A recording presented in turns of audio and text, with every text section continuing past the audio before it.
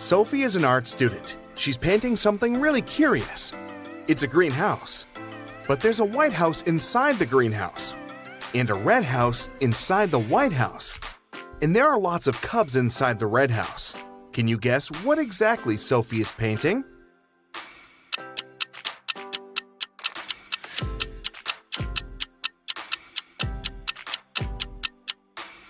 She's painting a watermelon. It has a small white layer inside the green one. Also, its pulp is red and full of seeds.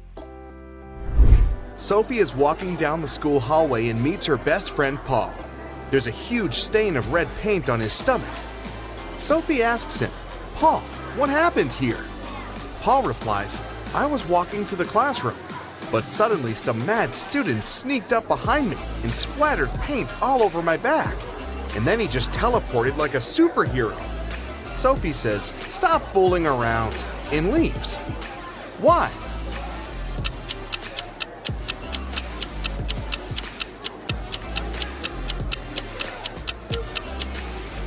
Alex has a stain on his stomach, not his back. Therefore, it's a fake story. Sophie and her classmates are drawing a still life, but one of the students is an imposter. Can you guess who?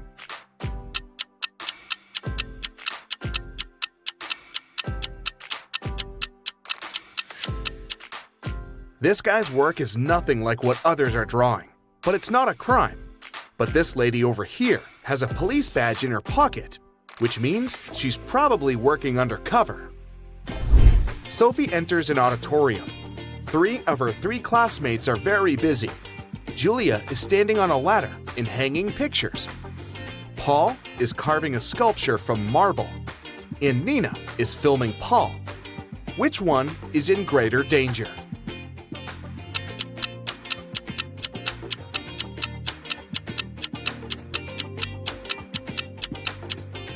Nina, the sculpture is cracked and it's about to fall on her. Sophie and Paul are making an experiment after classes. Both guys bring identical buckets with the same amount of water. But the temperature of Sophie's water is 25 degrees C, and the temperature of Paul's water is 25 degrees F. Simultaneously, they drop a coin into each bucket from the same height. The coins hit the water at exactly the same time. Can you guess which coin should touch the bottom first?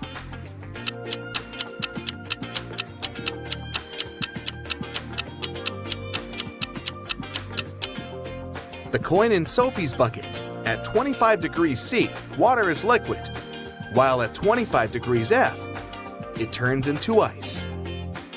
Sophie is walking down the pier. She spots a cute boat and decides to paint it. She asks the 2 guys standing nearby, "Who's the owner of this boat? Can I paint it?" Both guys like Sophie and want to impress her. So they both shout, "This is my boat." Can you help Sophie figure out the real owner?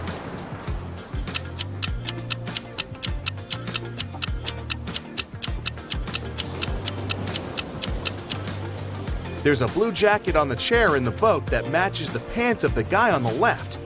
So, he's the owner. Sophie has painted a beautiful picture, and the boat owner wants to buy it.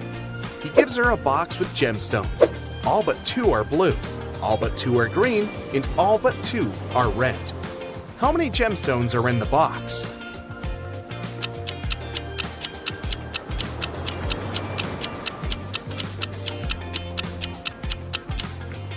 He gave Sophie a total of 3 gemstones, 1 blue, 1 green, and 1 red. Sophie visits Paul's house, and he offers her an apple that seems very delicious. She can't resist, but after taking a bite, Sophie finds a worm in the apple. Paul apologizes, but Sophie says, "Don't worry, it could be even worse." Can you guess what could be worse?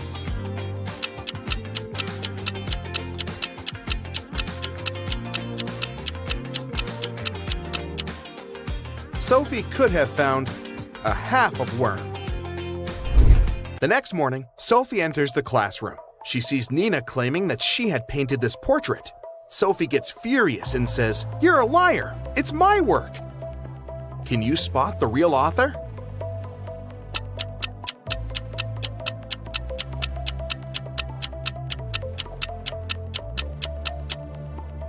Nina signed this work in the right upper corner, but take a closer look at the lower left corner. We can still see the name Sophie under a layer of fresh paint.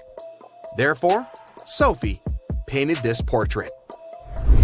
Sophie brings some of her recent works to an art gallery hoping to sell them. The dealer says, "Sorry, but we only sell antique drawings. They should be at least 300 years old." Sophie says, "Liar," and leaves. Can you guess why?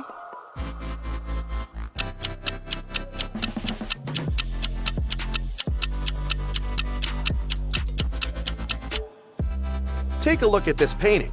This elegant medieval lady has a sports car parked in her backyard. Sophie's brother Mike lives in the country with his wife. Sophie wants to visit them next weekend, but this week, Mike's wife is feeling very sick. Mike calls Sophie and says, "Sorry, we can't host you. My wife is sick. She might have appendicitis." Sophie replies, "This can't be true. I took your wife to the hospital 2 years ago myself, and she had her appendix removed." When diagnosed, Mike's wife was found to have appendicitis. Can you explain this mystery?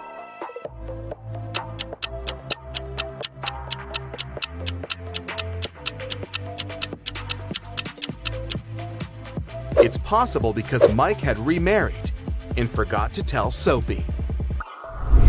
Sophie is heading to the classroom and finds her art teacher, Mr. Wolf, unconscious on the floor. She takes him to the hospital. According to doctors, he has a severe allergic reaction. But Mr. Wolf insists that he hadn't eaten anything all day. Sophie interrogates everyone who was around Mr. Wolf that day. The cleaning lady says, "I wash the class in the morning. I only use organic and allergy-friendly products." Nina says, "I was painting vases in the classroom all day. Mr. Wolf was there too, but I didn't see him eating any food." And Paul says, "I saw Mr. Wolf in the library early in the morning. He was looking perfectly fine." Can you guess who caused Mr. Wolf's allergy?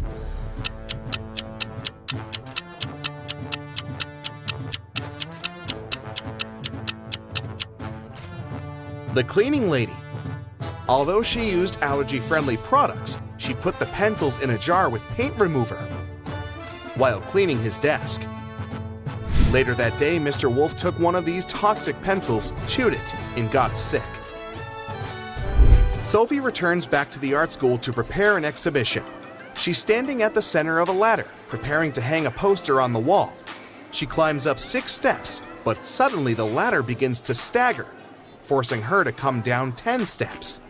Sophie asks Paul to hold the ladder and climbs 18 steps to the very top. Can you count the total number of steps on this ladder?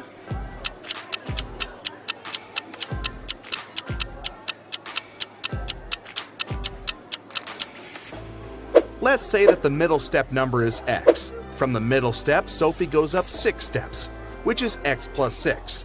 Then she goes down 10 steps, and she's now at x minus 4. After that, Sophie goes up 18 steps, so she's now at x plus 14, or at the very top of the ladder. 14 steps from the top, plus 14 steps from the bottom, plus the middle step, and we get 29 steps. The art exhibition is going well. Hundreds of people came over to see it. Suddenly, someone cuts the power for a moment, and when it's back again, Sophie sees that the most expensive sculpture is missing. Can you help her find the thief?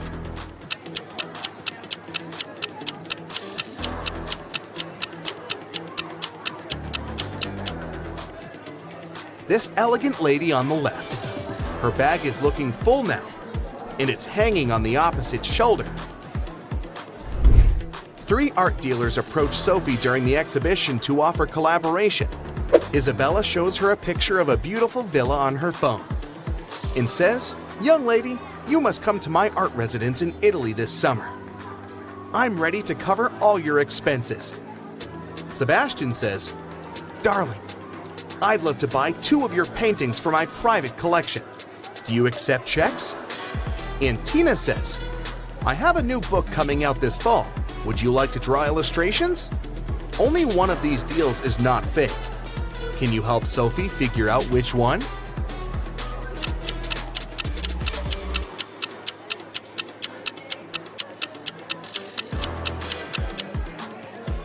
There are Hollywood Hills in the background of this villa, so it's definitely not in Italy.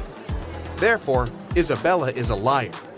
Sebastian acts like he's wealthy, but at the same time, he's trying to steal Tina's phone, so he's probably a scammer. Therefore, Sophie should accept Tina's offer. Sophie gets her first salary and goes to the jewelry shop to treat herself. The shop owner, Maya, complains, "There were several thefts in my shop this week." Sophie offers to help find the thief. First of all, she watches security camera videos. Very soon, she spots who is stealing the jewelry. Can you see him? Or her too?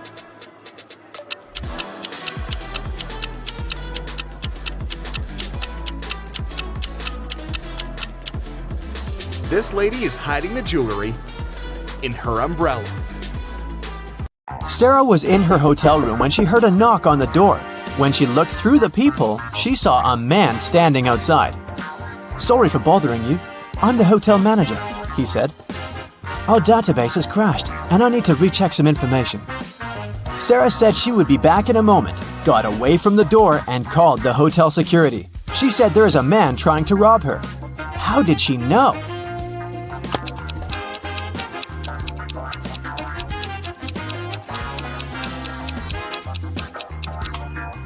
Look at the man's name tag. It's a female name. He's not the real hotel manager. When Anna got to school, she noticed that her friend Joan was very upset. It was just the beginning of the day, but someone had already stolen her backpack. Joan left the classroom to go to the bathroom, and at that moment, someone must have got inside and stolen her things. Anna started her own investigation. Jenna from the robotics lab said she'd been fixing a robot that morning. Kate from the cheerleading squad had just begun her practice, and James said he'd spent 3 hours trying to solve a math problem and was now exhausted. Anna knew right away who had taken the backpack. Can you figure it out?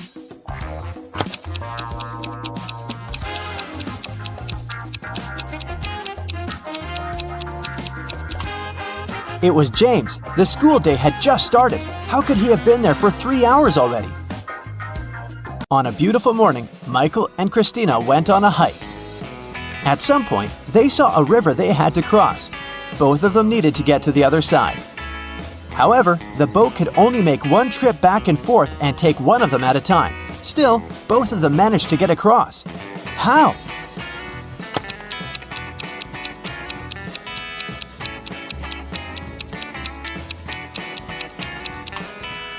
That's easy.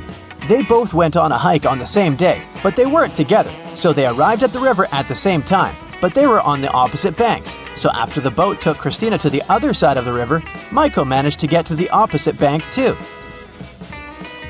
At a party, there were 9 candies in a box. 9 people took 9 candies, but 1 candy was still in the box. How could that be possible?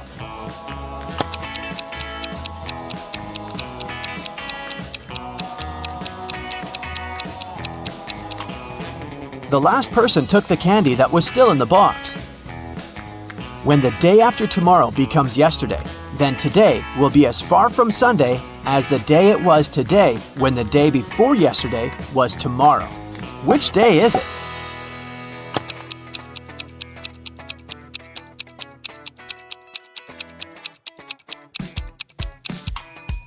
It's Sunday. Look, the day after tomorrow becomes yesterday on Wednesday. The day before yesterday was tomorrow on Thursday. And Wednesday and Thursday are equally far from Sunday. Susanna was walking down the street when she saw a dog. It looked like the dog had just run away, so she picked it up and started searching for its owner. She walked into a co-working space. There were 3 people there. Susanna knew immediately who the owner was. How did she figure it out?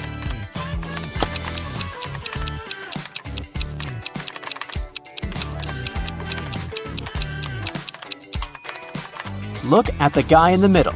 He's sitting on top of a dog leash. It was Brian's birthday, and he organized a game for his friends. He placed 2 cards, one yellow and one red, inside a box. The rule said that if a person picked the red card, they would win $7,000, but if they picked the yellow card, they would have to pay $700. Nobody knew that Brian had lied. He'd put 2 yellow cards inside the box instead of 1 red and 1 yellow. Brian's friend Sandra watched her friends lose the game one by one. But when it was Sandra's turn, she won $7,000. How?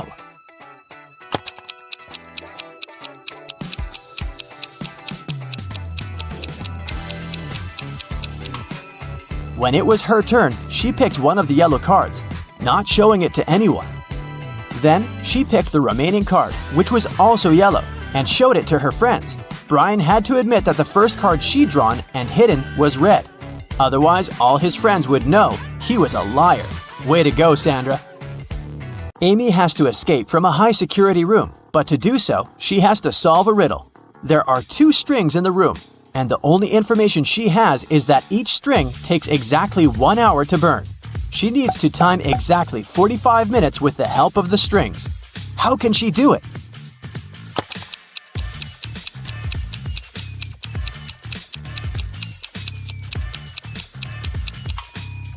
Amy should light both ends of the first string and one end of the second string. In 30 minutes, the first string will burn completely since it'll burn twice faster with both ends on fire. Then, she should light the second end of the second string. At that time, the second string will have 30 minutes left to burn. But by lighting its other end, Amy will make it burn in 15 minutes. Voila! 45 minutes measured. On January 1st, Devin called the police to report a crime. He said he'd gone to his neighbor's New Year's Eve party the night before. And while he was away, someone broke into his house and stole his laptop and other valuables. When the police asked about the party, Devin said it had been great. There was good food and string lights were shining brightly and beautifully. Devin added that his neighbor could have been the one to steal his things. Maybe he snuck inside the house when Devin was at his place, having fun. The police officer went to interrogate Devin's neighbor, Tom. But as soon as Tom opened the door, the officer knew he wasn't guilty. Devin was lying. How did he understand this?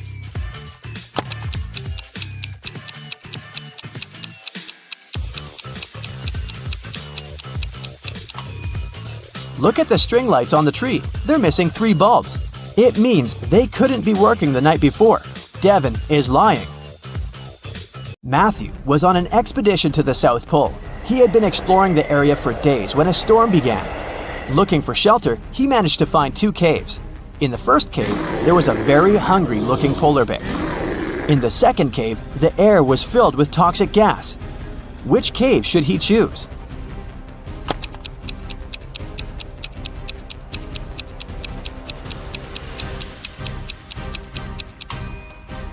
The first cave. Polar bears don't live at the South Pole. Jerry has an apple tree. The number of apples on his tree doubles every week. 30 weeks later, the tree is completely covered in fruit.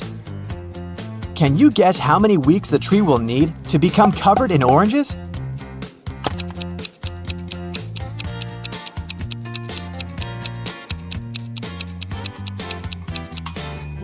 Oranges don't grow on apple trees, but if I asked you about apples, the answer would be 29 weeks, because, as we know, the number of apples doubles every week. Nobody has ever walked this way. What way is it?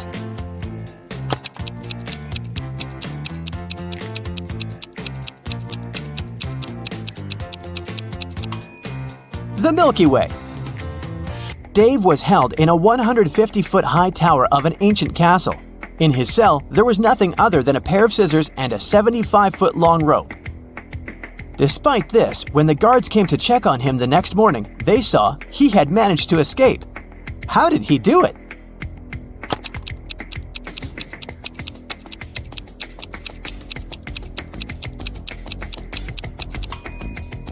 He cut the rope in the middle, but rather than cutting it across, he cut it along. Then, he tied both pieces of the rope together and safely got down to the ground. Genius, huh? On the outskirts of the town, there was a haunted house. A group of friends decided to check it out. They went there at night, but as soon as they got there, one of the friends, John, refused to go inside and tried to stop the others. But they just laughed at him and went inside, leaving him behind. There were several terrible crashing sounds coming from the house. And then everything went still. John never saw his friends again. How did John understand that there was something seriously wrong with the house?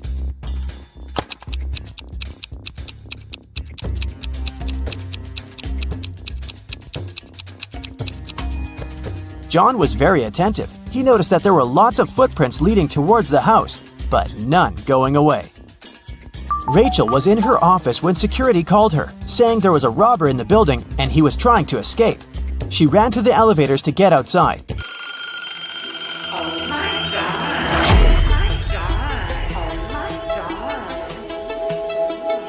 But 2 elevators arrived at the same time. In each of them, there was a man that looked suspicious and could be the robber. How can Rachel understand which elevator is safe to take?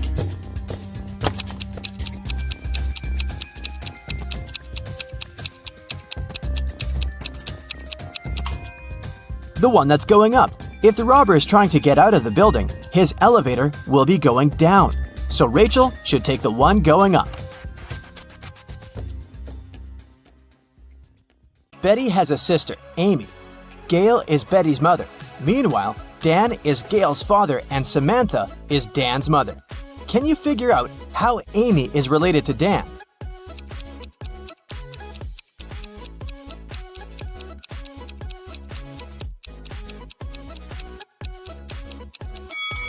Here's why. Amy is Betty's sister, and Betty is the daughter of Gail. Therefore, Amy is another daughter of Gail. We also know that Dan is Gail's father. Therefore, Dan is Amy's grandfather. Betty is going on a date, and she's a little late.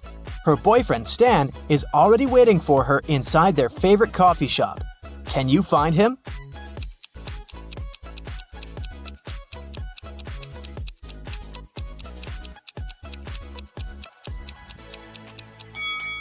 It's this guy on the right. He has a small gift box on the table. After the date, Betty takes a car sharing to go home. The car is parked at this point. Can you figure out the only point Betty can reach?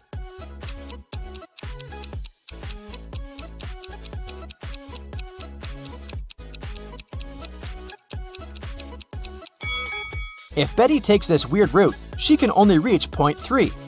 One of the most popular mailing websites is facing a system error. That's why the passwords of some clients are changed.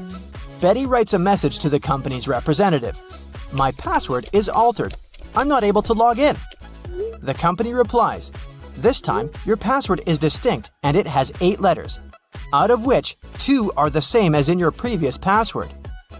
Betty replies, thanks, now I can log in. Can you figure out Betty's old and new passwords?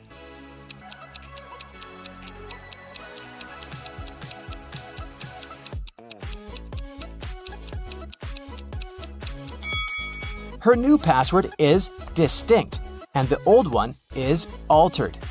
Betty arrives at her favorite swimming pool and spots something really weird. Can you see it too?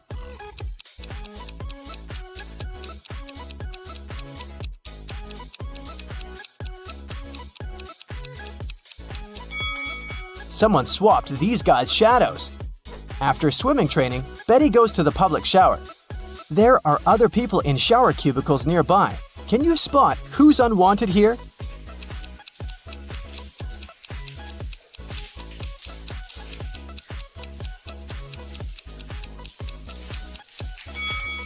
This person on the left should probably use the men's bathroom. He has only one shampoo bottle, while ladies usually bring a bunch of skincare products.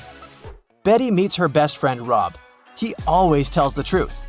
Rob says, I have one specific whole number on my mind. It's 1, 2, or 3. You can ask me just one question, but I can only reply yes or no, or I don't know. What question will you ask to figure out the number I'm thinking about? Can you help Betty?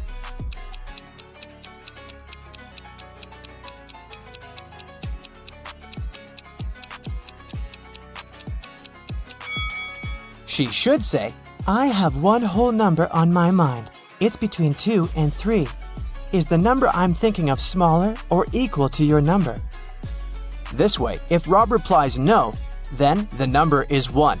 If he replies yes, the number is 3. And if he replies I don't know, the number is 2. Betty got a job as a cashier at a movie theater. A group of her first customers approached the ticket kiosk. 4 mothers, 2 grandmothers, and 4 daughters. What's the minimum number of tickets they need to buy?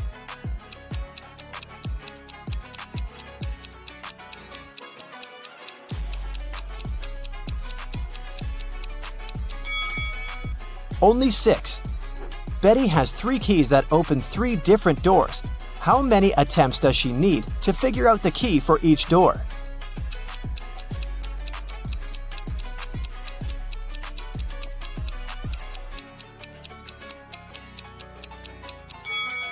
Betty will need 6 attempts. First, she has to check the first key and spend 3 attempts for 3 doors.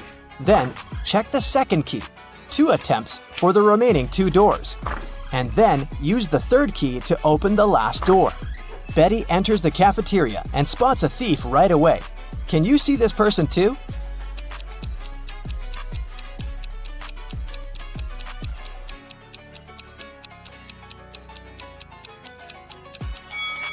This elegant lady in the chair has a plastic detector attached to the stolen clothes.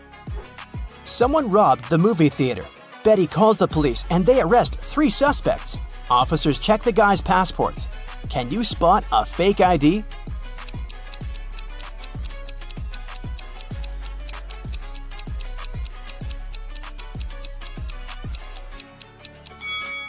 Most passport pictures have a white background, so the one in the middle is fake. Late at night, Betty is walking home in a snowstorm. She meets her neighbor walking a dog in the street and freaks out. Can you guess why?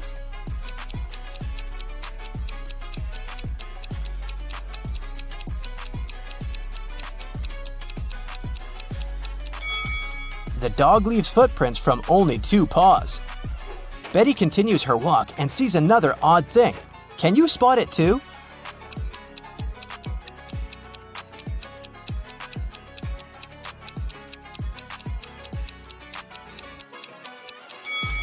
It should be the moon, not Saturn. Betty enters her apartment building and meets 3 neighbors in the elevator. One of them is a werewolf. Can you guess who?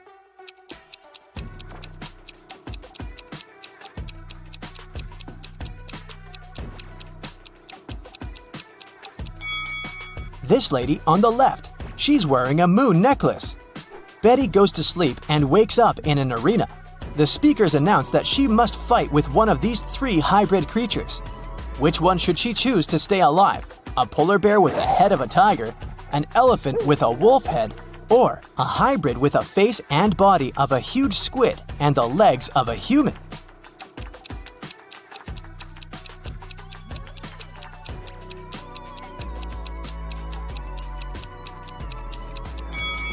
Betty should choose the third hybrid. Since its body has gills, it won't be able to breathe and fight outside water. After the fight, Betty gets an invitation to meet the major investor of this competition, King Harold. She enters a big, beautiful hall and sees 6 people sitting in front of her. They're wearing the same outfit and look very similar. It's very hard to tell who's the real king here. But after a couple of minutes, Betty approaches one of them, bows, and says, "Nice to meet you, Your Majesty." How did she know who's the real king?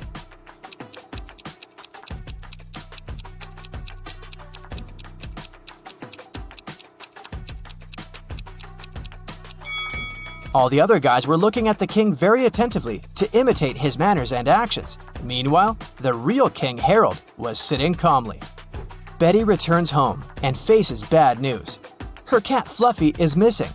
Betty questions her neighbors. Lily says, "Sorry, I didn't see any cats. I'm working from home. I spent all day working on my new book."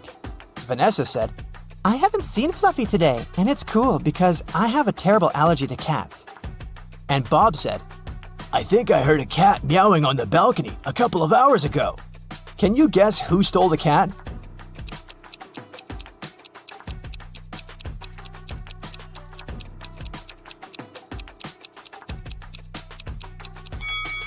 Nobody. Fluffy's been hiding under Betty's couch all this time. Betty's boyfriend Stan lives just a couple of blocks away from her place. Betty calls him on FaceTime and invites him over. But Stan says, "Sorry, honey, I've just got home feeling very sick. I'd rather go to bed early." Betty yelled, "Liar!" and hung up. Why?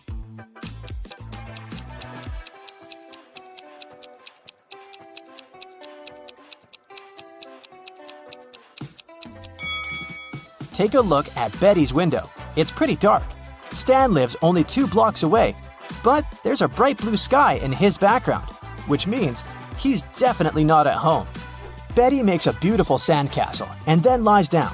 She falls asleep. In a while, Betty wakes up and sees that someone has ruined her castle. She asks 3 persons hanging out nearby, "Who did it?" Kelly replies, "I like your castle and took a couple of pictures for my social. Then I left to get some ice cream. When I came back, I saw the castle was completely ruined." Olivia said, "I'm sorry, I was swimming far from the shore. When I returned to the shore, I didn't notice any castles." And Tom said, "Sorry, lady, I don't see anything because I'm blind. The wind must have destroyed your castle. You shouldn't have to make it 5 stories high." Can you spot a liar?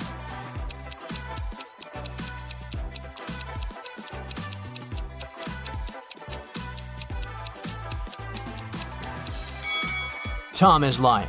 He said he was blind. How did he learn the castle architecture in detail? Betty is using an app to find accommodation for her vacation. She likes 3 offers. Rose invites her to stay in a cozy bedroom on the 4th floor of her luxurious villa for the price of $50 per night. Jane is ready to host 1 person in a tiny guest house in her backyard for $30. And Tyler offers to rent his boat for $200 per night. Fishing equipment is included. Only one of these advertisements isn't fake. Can you guess which one?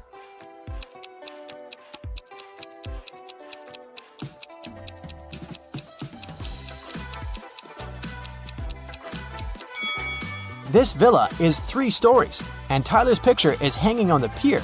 He's a runaway thief. So, Jane's guest house is the safest option for Betty. As a child, Laura adored rabbits. She grew up, became a private detective, and got herself a cute rabbit named Cinnabon. Once, she had to go on a business trip. She asked Sarah, her housekeeper, Annabelle, her cook, and Phoebe, her sister, to look after the animal. But when Laura came back, Cinnabon was gone, and all 3 women she had asked to look after her pet claimed they didn't know what had happened. Look at them attentively. Who is lying?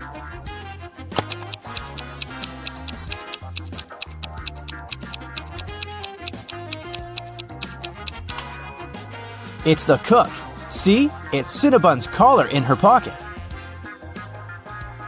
Well, Laura noticed that too. When Annabelle realized she had given herself away, she broke into a run. Laura dashed after her, but she couldn't catch up with the woman. Luckily, the girl noticed Annabelle run into a gym. She ran inside too. A security guard stopped her.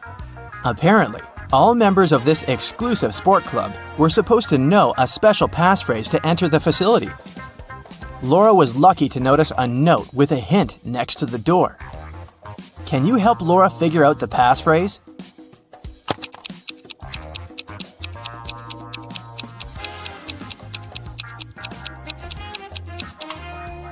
That's "for once in my life." And it was the correct answer. The guard let Laura through. The girl searched everywhere, but didn't find Annabelle. But wait, the showers. When she entered the bathroom, she realized there were 3 people taking a shower there. But a moment later, she noticed that one person only pretended to be cleaning themselves. Who was it?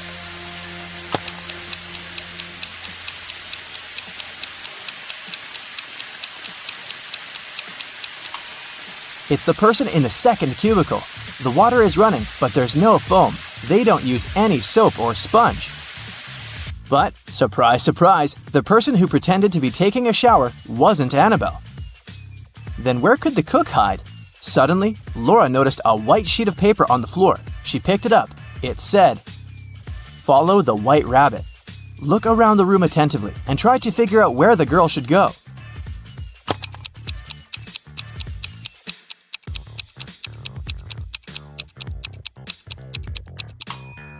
See those bunny ears on that door? Laura should probably try it. But there was a combination lock on the door. And is that a riddle next to it? Laura started reading. The code is a 3-digit number. 682. One number here is correct and well placed.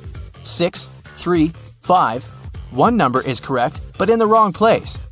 206. 2 numbers are correct but in the wrong place. 738. Nothing here is correct.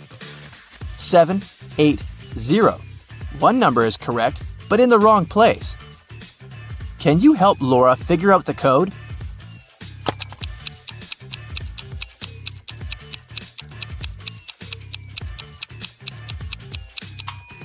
From statements 4 and 5, we can understand that 0 is the correct number standing in the wrong place. 6 can't be the number we need, otherwise statements 1 and 2 would contradict each other. In this case, looking at statements 2 and 3, we can conclude that the correct numbers are 2, 5, and 0, and the code is 052. Laura opened the door and saw a long corridor. It led her to a large room. There, she saw a man dressed in black. He was sitting on a throne-like chair, holding Cinnabon. "Well, well, well, here you are," he said. "If you want to get your rabbit back, you'll have to do something for me." Laura had no choice but to agree. "You see, my wife Louisa disappeared during a performance she attended a week ago. Your task will be to find her." And the man gave Laura all the details. The girl questioned 3 witnesses. Dorothy said she had gone home right after the performance and hadn't noticed anything weird. Alina said that she had seen Louisa leave during the break with a tall blonde man. And Anna said that she'd been on the phone with her husband and hadn't seen where Louisa had gone. Who knows something about Louisa's whereabouts?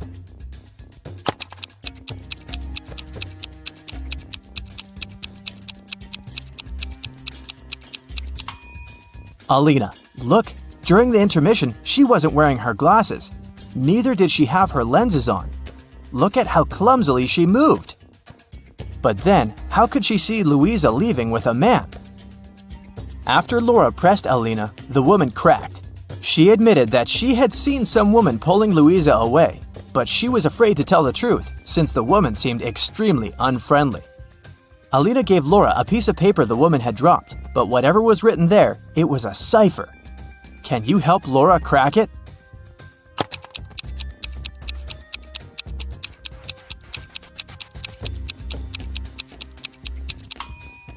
The note says, "At the docks." When Laura got there, she saw 3 buildings. She understood she wouldn't have enough time to search all of them.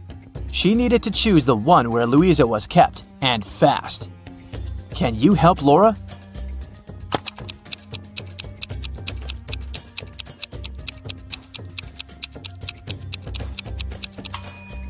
Look at the dark blue construction attentively.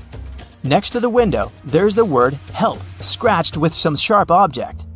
After looking around the building, Laura found 3 keys. She needed to figure out which one of them fit the lock. Hurry up!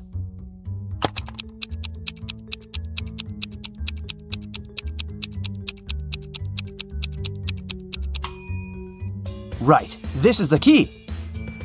The door opened, and Laura saw a woman sitting in the far corner. It was Louisa. She helped the woman to her feet, and they stumbled away. Soon, they noticed 3 taxis. Which car should they choose?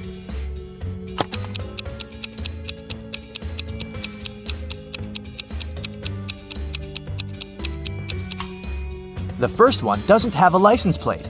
That's suspicious. And the driver of the second taxi is the very woman who took Louisa away a week ago.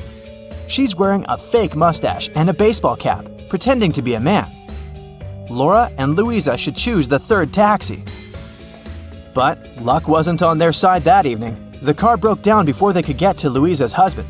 They had to walk. There were 3 paths in front of them. One led to a swamp. Toxic gases were floating all over the surface of the water. The second road was filled with poisonous plants. And over the third path, the air was swarming with agitated wasps. Which path should Laura and Louisa opt for?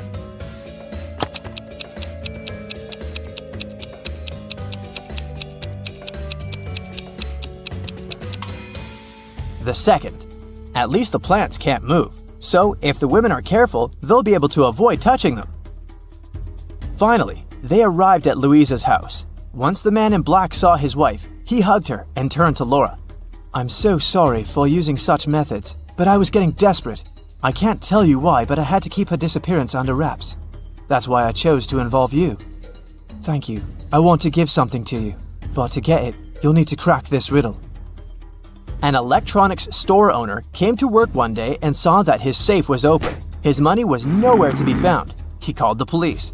When a detective arrived, the store owner explained that the key to his safe was on the same keychain as the keys from his truck. Two of his employees, Andrew and Ryan, used the truck and had access to all the keys, but the men had always returned them. The detective questioned the drivers. "Someone broke into your boss's safe yesterday. What do you know about this incident?" Andrew said, "I didn't copy the key. I wouldn't even know which one to copy." And Ryan said, "I've been working here for 3 months and have never entered the boss's office yet." The detective understood who the thief was right away. Can you figure it out?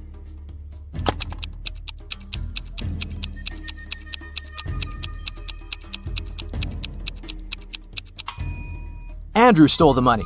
The detective didn't say how the criminal had opened the safe. Then how did Andrew know it? Laura got the answer right. The man handed her Cinnabon and a brand new smartphone, but it was protected by a password. When Laura tried to unlock the phone, that's what she saw. Write backward all the numbers. That sounded like a tough task. Luckily, Laura was very smart.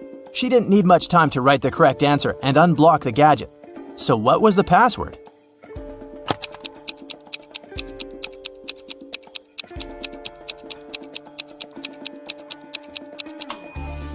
SREBMUNEHTLLA. That's all the numbers written backwards. She couldn't believe her eyes. She'd been dreaming of this all her life, but to get it, she'd have to set off on a very unusual journey.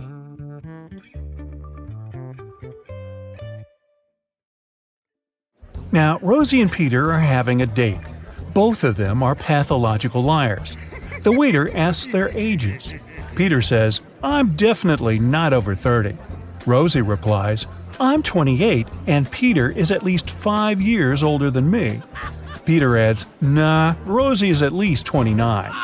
Can you figure out their actual ages?"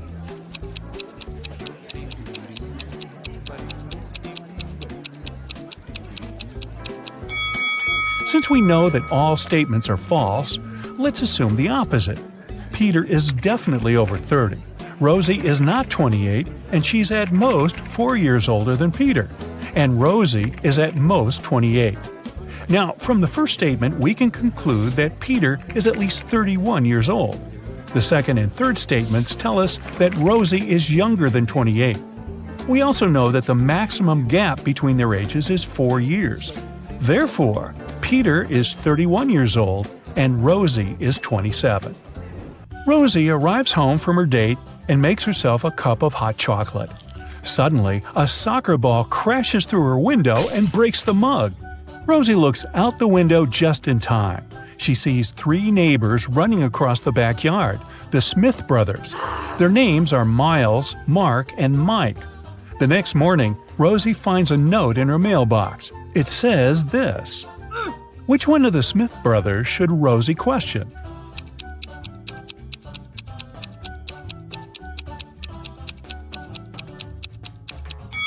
The note reads, "Smith.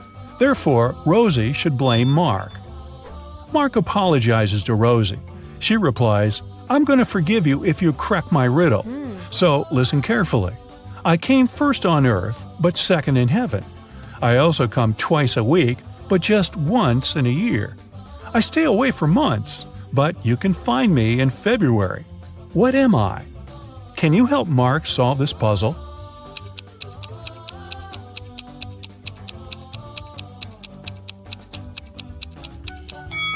The correct answer is the letter E. And for extra credit, will Rosie the liar actually forgive Mark? Someone robbed Rosie's house yesterday. She called the police and they questioned her neighbors. Billy said, "Yesterday I was visiting my parents' house in another state. I just got back."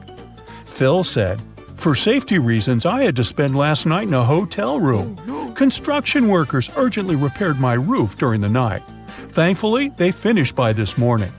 Meanwhile, Chuck replied, "Sorry, I was playing video games with my friends, so I didn't notice anything suspicious at all." Who is lying?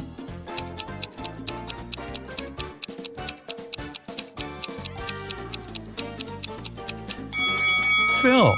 The roof reconstruction should have been finished, but it still looks like a mess. Rosie wants to win a college sports grant, so she trains very hard every day. Take a look at her rivals. Can you predict who's going to win this particular competition?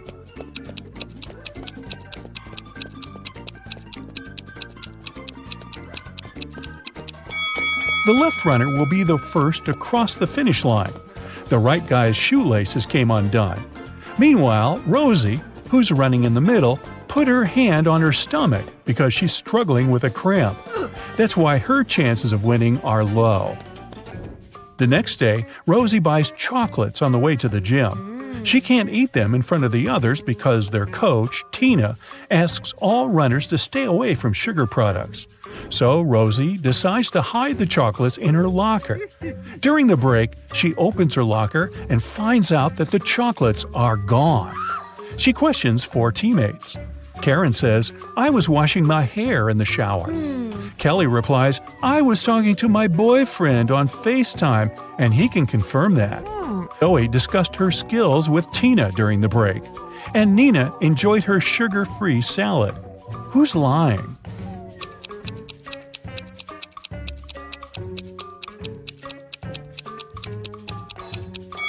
It's Karen. Her hair is dry. What? Rosie is walking home from her training late at night. Suddenly, she sees a sad young lady sitting at a bus stop. The lady got wet in the rain, and the buses are no longer running. Rosie feels sorry for her and says, "My home is nearby. Would you like to have a cup of hot tea?" The lady agrees. As soon as they enter her home, Rosie turns the light on. That's when she realizes that her guest is very dangerous. How?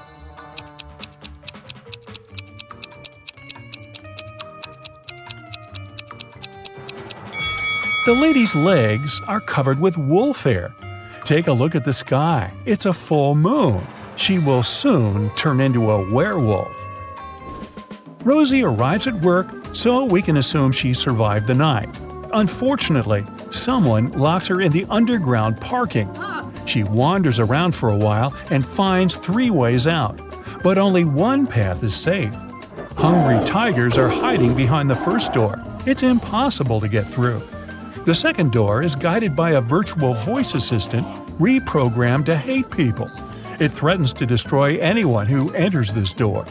And the third passage is filled with toxic gas that makes all mammals pass out immediately. Which door should Rosie choose?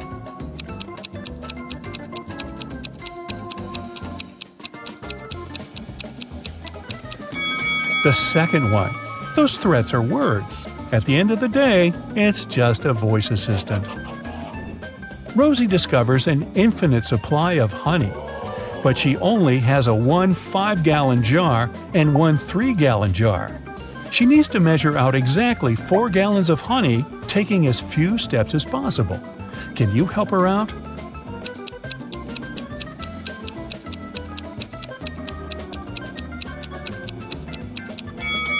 Yep, this can be done in 6 steps. 1. Fill the 5-gallon jar fully. 2. Now pour the honey from the 5-gallon jar into the 3-gallon jar. After that, you still have 2 gallons of honey in the bigger jar. 3.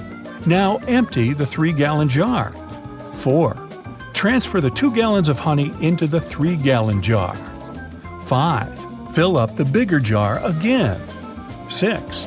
And finally, transfer 1 gallon from the 5-gallon jar into the smaller jar. This way, we'll end up having 4 gallons of honey in the bigger jar. Rosie goes to a local restaurant. The manager offers her free dinner. But first, she has to solve his tricky riddle. Rosie agrees. Here's the task.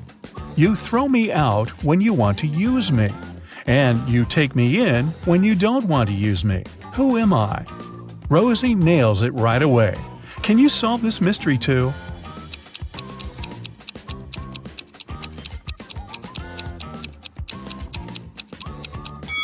The correct answer is an anchor.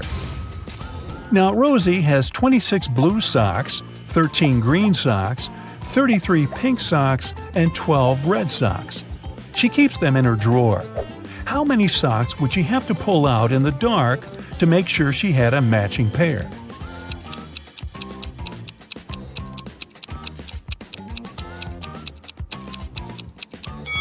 The correct answer is 5. She only has 4 colors in her collection, so 5 socks will guarantee that 2 of them will be in the same color. Hey, great job. Rosie has 4 siblings: Alex, Sarah, Nina, and Willow. All 5 receive some gifts from their relatives on Christmas Day. Rosie opens 25 gifts, while her brother Alex only 24. Meanwhile, Sarah opens 8 gifts, and Nina only 1 gift. Can you predict how many gifts Willow would open?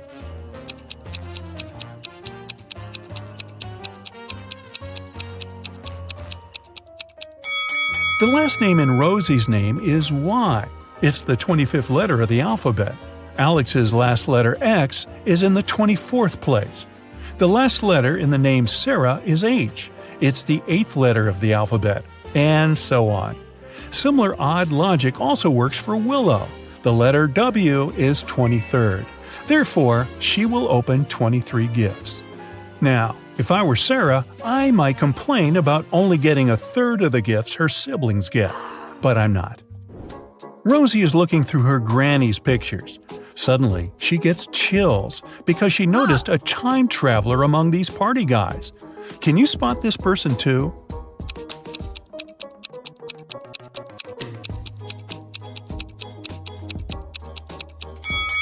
This picture is from the 70s, but this guy on the left has a modern cell phone in his pocket. He's definitely not from this era. Rosie wants to get into her boyfriend's apartment building to prepare a surprise for his birthday. Unfortunately, she has forgotten the 5-digit code, but she still remembers these 5 clues. The sum of the 5th number and the 3rd number is 14. The 4th number is 1 more than the 2nd. The first number is 1 less than twice the 2nd number. The sum of the 2nd number and the 3rd number equal 10. And finally, the sum of all 5 numbers is 30. Can you help her crack the code?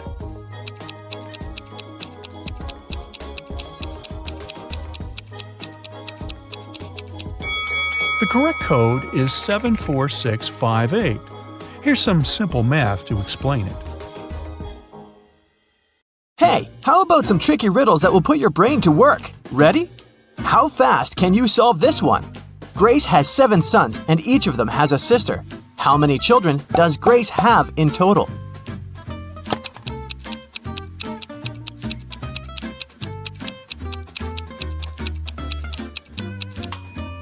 The answer is 8. I bet all the sons have the same sister, so 7 sons plus 1 sister equals 8 children. Stephen's family was away this weekend, but he was found unconscious outside his mansion. Investigators had 3 main suspects. All of them were in the house when it happened. The first person was Maya, but she claimed to be innocent. "I was cleaning the house in the morning and I took a nap in the afternoon," she told the investigators. John, the butler, said, "I was told to check the food inventory in the afternoon." And the last person to be interrogated was James, the driver. He claimed he'd been far away from the house that day. "I was driving the boss's children to a garden party." Which of these people do you think is guilty?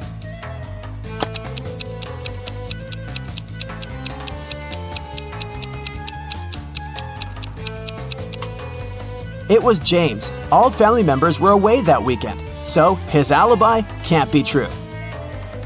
What English word has the same pronunciation even after you take away 2 of its 3 letters?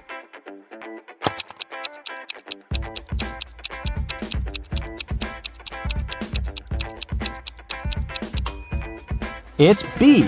Phew, that one took some work. Look at these images and try to guess what's wrong.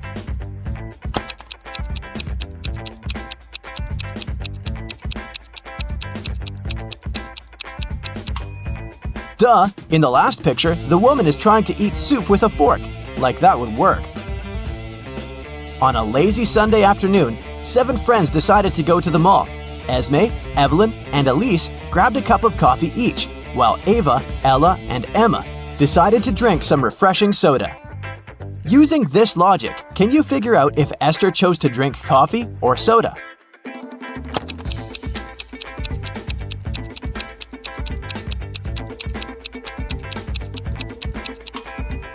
Esther is drinking coffee.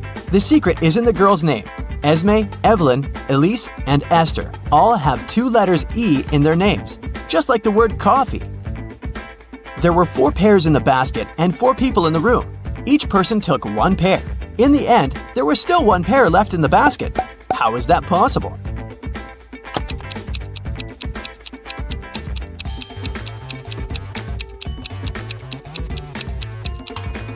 The last person took a pear that was still lying in the basket.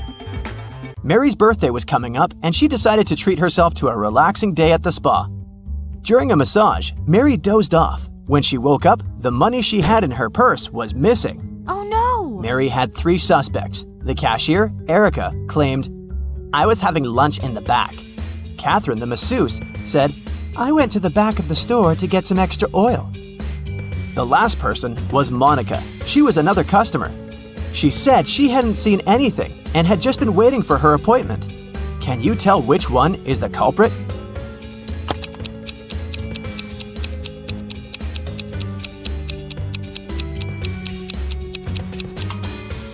The thief is Catherine. She must have waited for Mary to fall asleep and then took her things. Look at the money hidden behind the oils. Hey, it's time for a hair appointment to trim those split ends. But in this scenario, there are only 2 hairdressers in town who can cut your hair. This guy or this girl. Which one should you choose?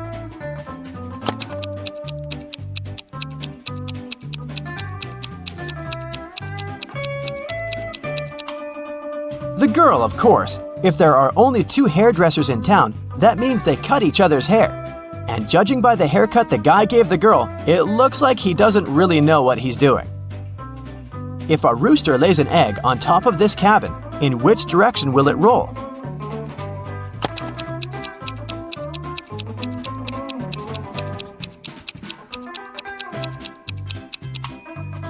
Aha! Roosters don't lay eggs, so it wouldn't roll anywhere. The shopkeeper of an expensive skincare store called the police because someone had robbed his business.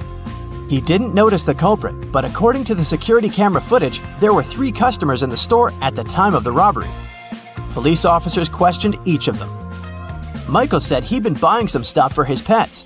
The second suspect, Kayla, was looking for ointments and some aloe vera gel. The last person, Rachel, told the interrogators she'd been busy looking for lotions. Can you tell who's lying?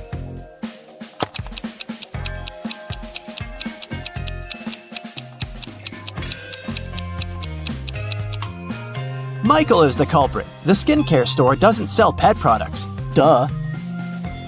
Peter is a rich man who owns a lot of expensive jewelry. One day, he woke up and noticed that all of it had been stolen. Uh-oh. He called a private detective to solve this case. Peter's wife Carla was the first one to be interrogated. "I was showering at the time," she said nervously. Bianca, the housekeeper who'd been working for the family for years, was not in the house. She said, "I was cleaning the garage." The last suspect was Barb, the house chef. "I was making lunch for the family," she told the detective. Can you tell who stole the jewelry?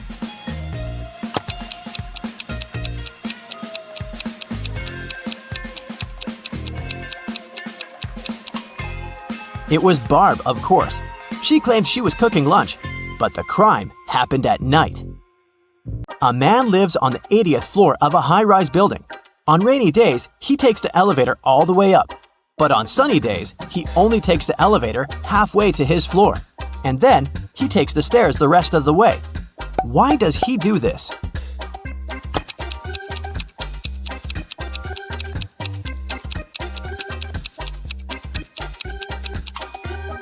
Well, my friends, it so happens that the man is short. Normally, he can only reach the 40th floor button.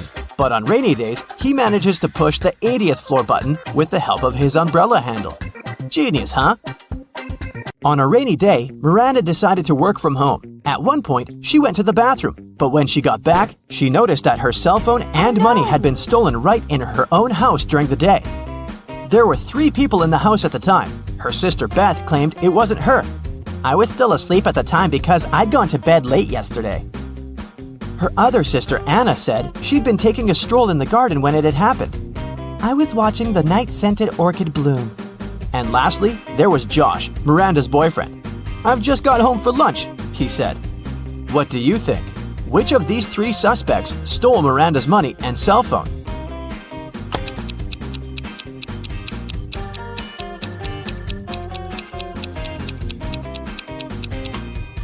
Anna is the culprit, of course.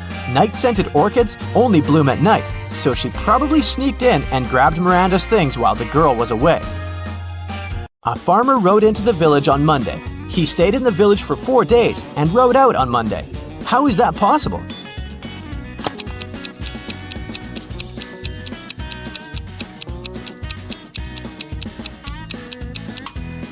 The farmer's horse is named Monday.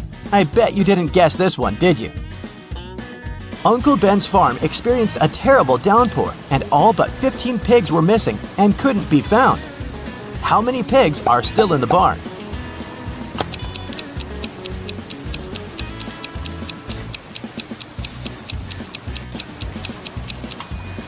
If you said 15, you got it right. So, there are 3 important rooms in a house. The first one is a library full of rare books. The second room stores piles of money and gold. And the third room has boxes full of expensive jewelry in it. In case of a fire emergency, in which room will the police try to extinguish the fire first?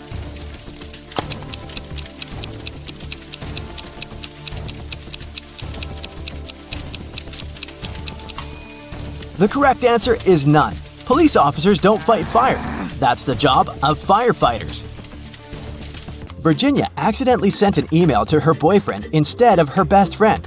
She didn't want her partner to see it, so she took his laptop while he was sleeping and tried to delete the message. The laptop required a password to unlock. Luckily, there was a post-it with a hint. History, 3. Music, 5. Book, 2, 3, 1. Yellow, 1. What's the passcode?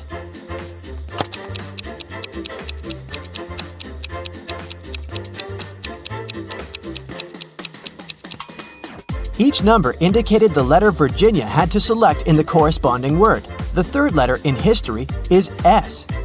The fifth letter in music is C. The second, third, and first letters in book are O, O, and B. And the first letter in yellow is Y. The password is Scooby. That's all for today, folks. Hope your brain is good and functioning after all these sharp riddles. See you next time! Come on, movie lovers, try to figure out the names of the movies hidden in these emojis.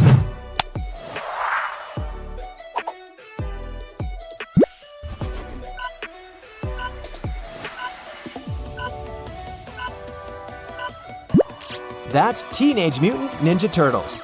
Not just the movie, but also Ninja Turtles cartoons and comics will make you want to order an extra large pizza.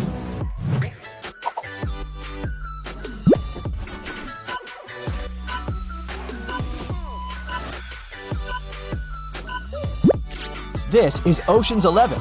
Which Ocean movie is your favorite?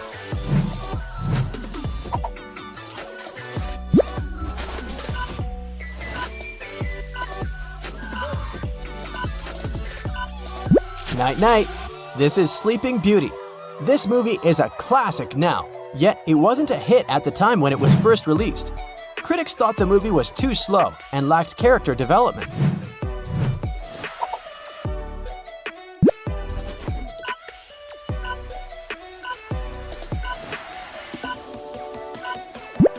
Spider-Man. With great power comes great responsibility. You're right, Uncle Ben.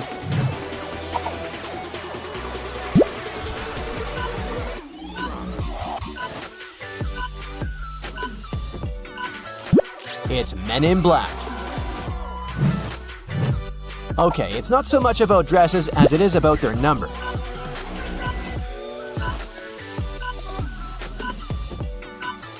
The movie's name is 27 Dresses. This rom-com was directed by Anne Fletcher in 2008. Moving on to another movie about marriage, but this couple is a bit more extraordinary.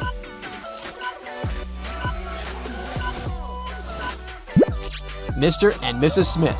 Any fans of Angelina Jolie or Brad Pitt here? I'll give you a hint. The next 3 movies are animated.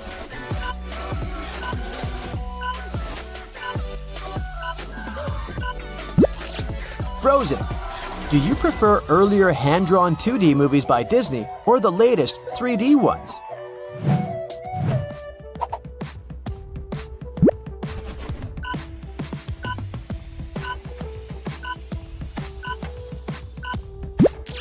The answer is Cars. Hi, Lightning McQueen. 1 emoji will be enough for this movie.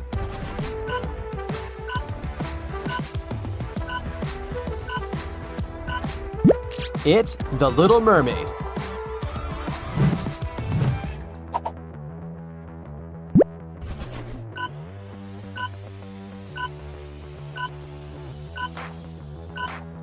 This is Scary Movie.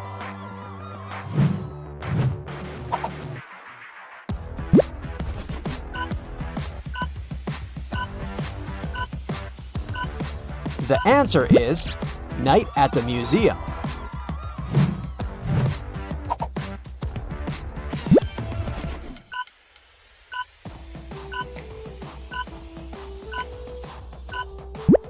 Mamma Mia! I bet you're singing the song in your head right now.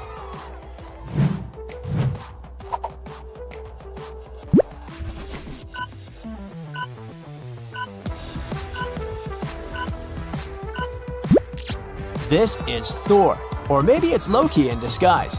Better be cautious.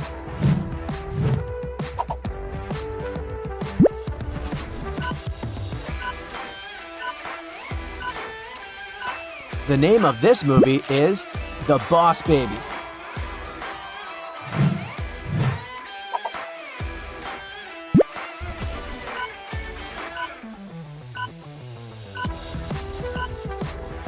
This is Tim Burton's iconic Edward Scissorhands. This movie is already 32 years old. Can you believe it?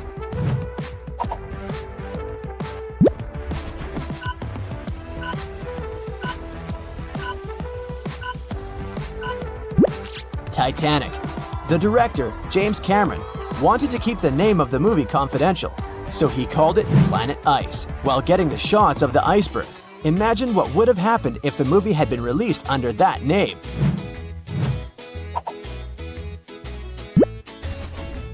Maybe you didn't even need to see the TV emoji. The clown emoji reveals the secret immediately. Yes, this is Joker. Is it a good time to ask you who your favorite actor playing this role is?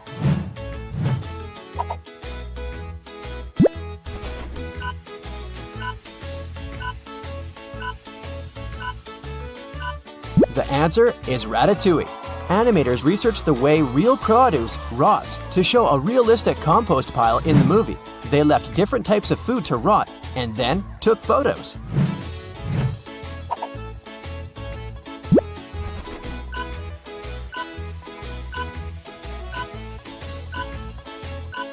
This is Fantastic Beasts and Where to Find Them. The next one is an Oscar winner, directed by Clint Eastwood. I'm not giving you any more clues. It's $1 Million Baby.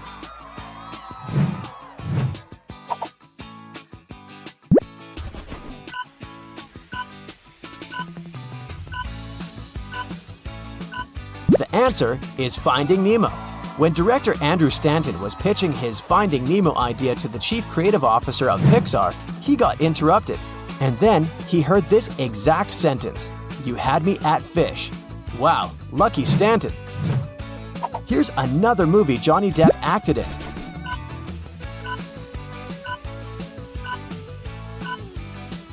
Yep, Pirates of the Caribbean. Did you know the actor had improvised Jack Sparrow's catchphrase, "Savvy"?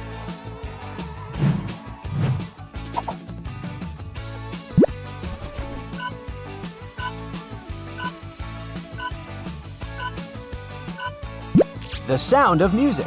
You change one emoji and it can turn into another movie. Sound of Metal.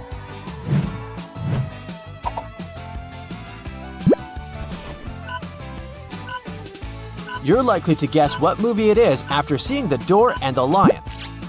It's The Chronicles of Narnia. There's a door in this one too.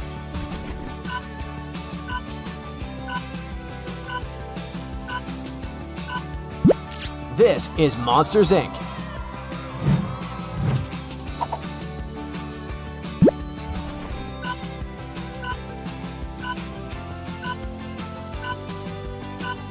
This is Star Wars. Yoda says, "For my ally is the Force, and a powerful ally it is."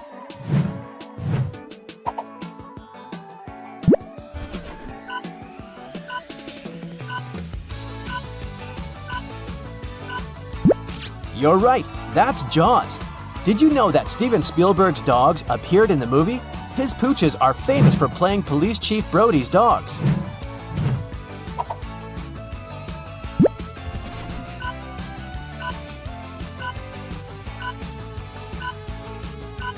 This is Jurassic Park.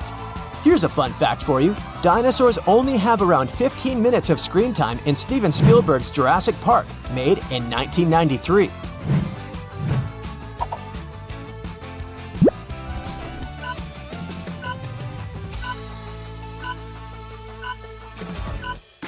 This is Harry Potter. You probably guessed it immediately after seeing a wand and a bolt of lightning.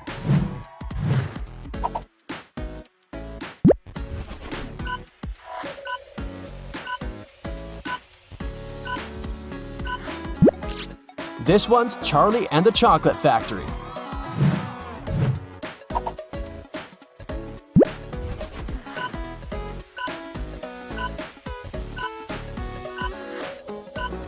It's The Silence of the Lambs. By the way, it's the third movie in the Academy Awards history to collect the Big Five Oscars: Best Picture, Actor, Actress, Director, and Screenplay.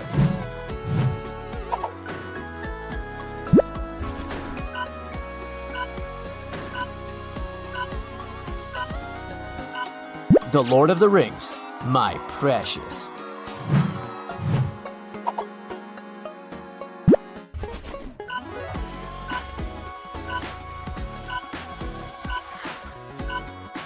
It's Blade Runner.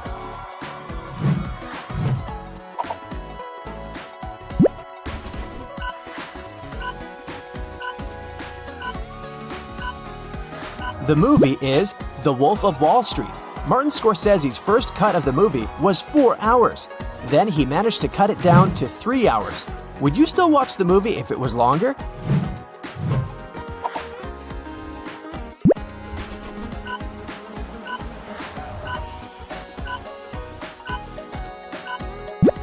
It's The Sixth Sense.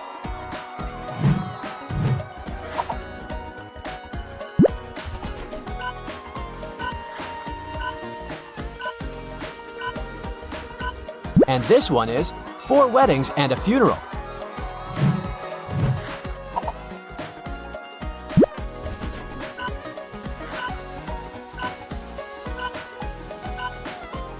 The answer is King's Speech.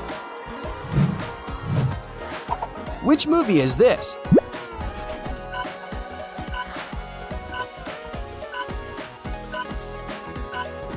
It's called Les Miserables. And what about this one?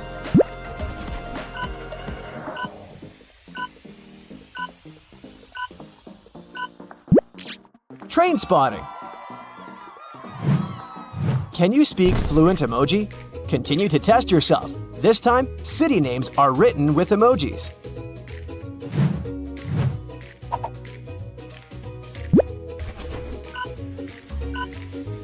Loud, music, A, and paw? Of course not. It's Singapore.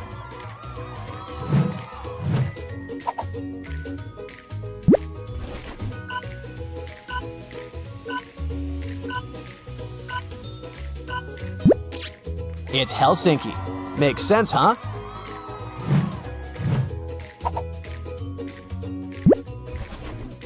A bag and 2 people. Look closer. I think those two are relatives. Aha! It's Baghdad.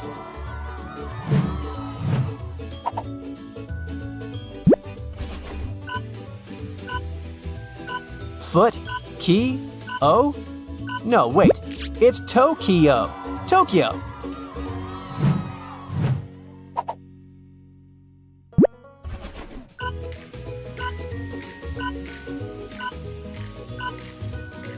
It must be Stockholm.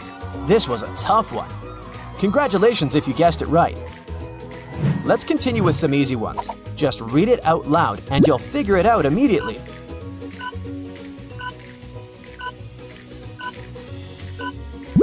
It is Athens.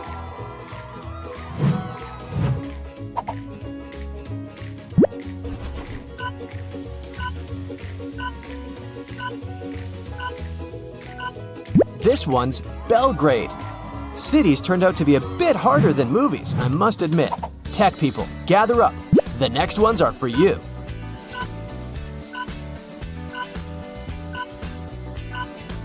Facebook. Super easy. Okay, I'll add some letters in between for this one.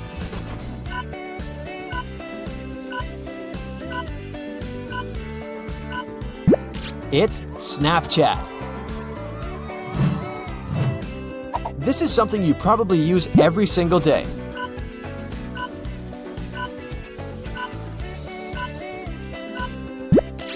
Google search.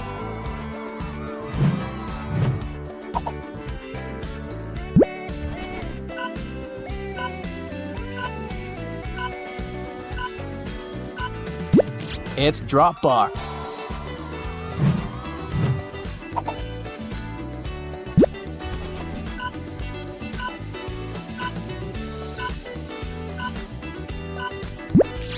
Play Store. All this talking has made me hungry. I'll go to the food court. Guess the fast food chain.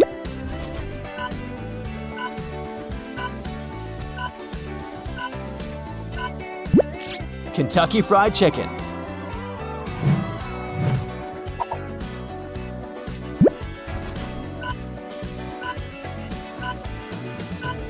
This one is pretty self-explanatory.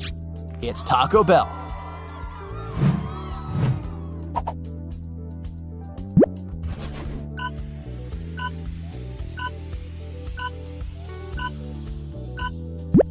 The right answer is Subway.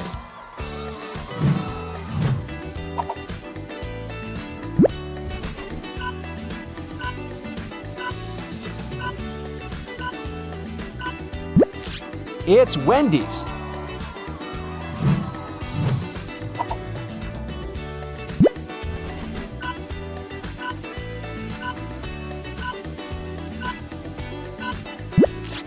Popeyes.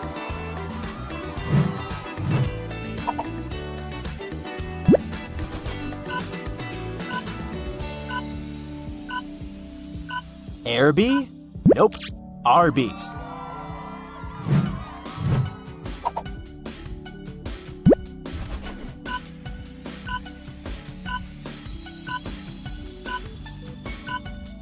It's Steak and Shake. Now let's order something to eat.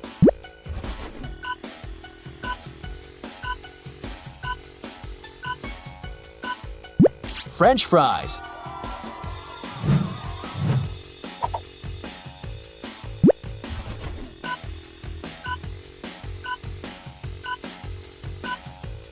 Instead of fries, you may get some onion rings.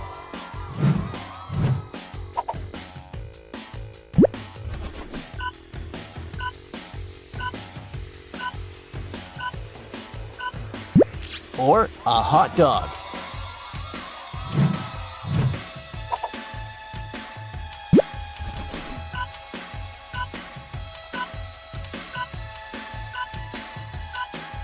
It's shepherd's pie.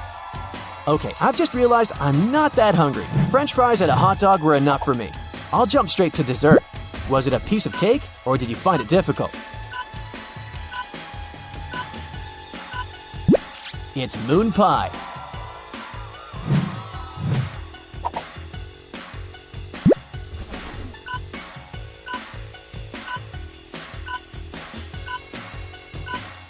answer is a fortune cookie. Here's one for you. A person of words and not deeds is like a garden full of weeds.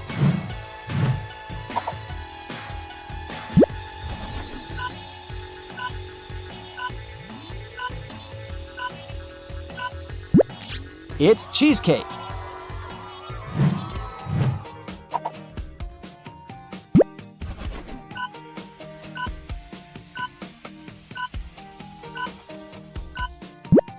Cornflakes. Are you a continental breakfast kind of person? Or do you prefer to spend your morning at the breakfast table full of food to get you through the entire day?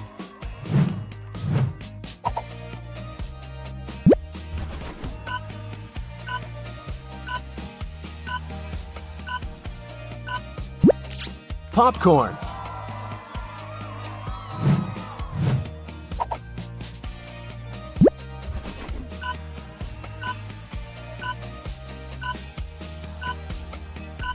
The answer is pineapple. Now it's time to guess what drink it is.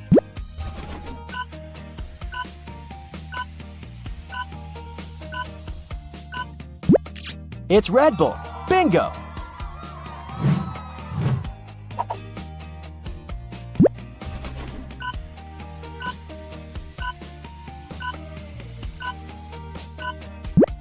Hot chocolate.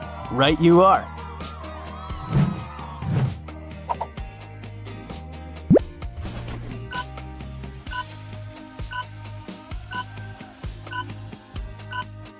This one is 7-Up. Easy, right?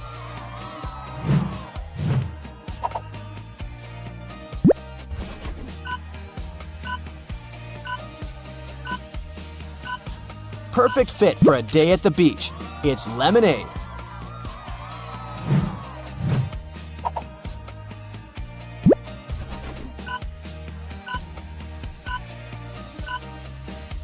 It's a green teapot. Just kidding. It's green tea.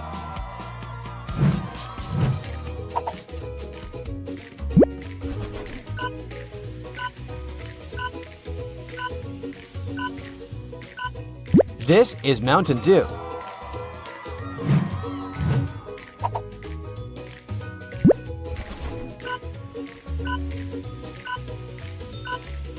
It's literally what you see on the screen. Iced coffee. Let's move on to something harder, shall we?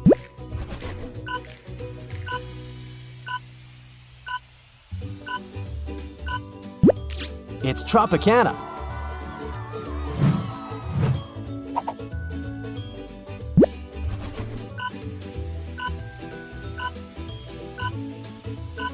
Dr. Chili Pepper? No, it's just Dr. Pepper. The next one comes with a brand name.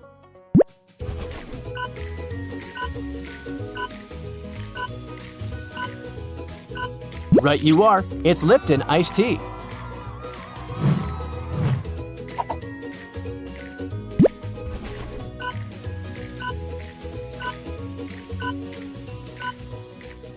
This one's Starbucks. Who wants a strawberry frappuccino?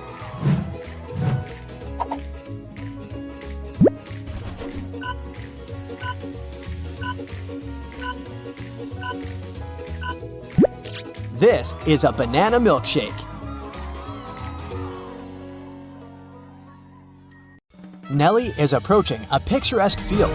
She's carrying a package. If she doesn't manage to open it before reaching the field, she won't survive. Can you guess what's in the package?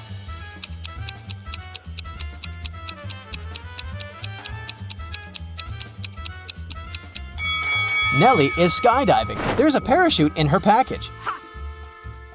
After a safe landing, Nellie decides to take a walk in a sunflower field. Can you help her spot 3 odd things about this area?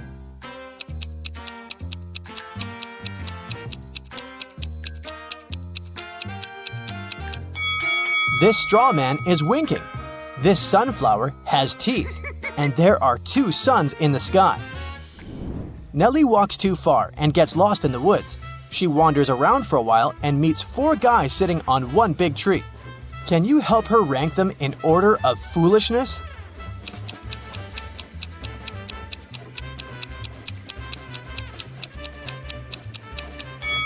The fourth person is cutting the branch where he sits. So, he's the silliest. The first person is sitting on the branch that will soon be cut by the second guy. So the first person is the second most foolish. The second person doesn't see that he's about to fall too. So, he's the third. And finally, the third guy. He's a bad person, but definitely not a stupid one. Nellie moves on and finds a highway. 3 people offer to give her a ride to the nearest town. Can you help Nellie choose the safest driver?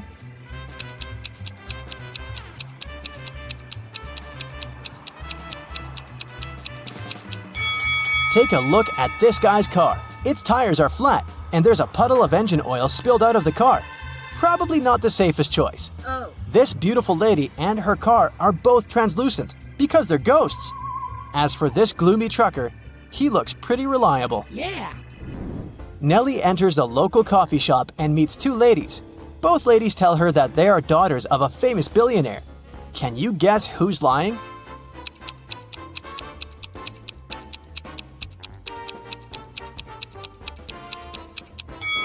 The lady on the right is a liar. The logo on her t-shirt is fake. Therefore, she's not rich. Nellie doesn't have any money to buy food. The coffee shop manager feels sorry for her and offers Nellie a free lunch. But first, she has to solve his tricky riddle. Nellie agrees. Here's the task. People have stepped on me, but not many. I never stay full for long. I have a dark side. What am I? Can you help Nellie win her free food?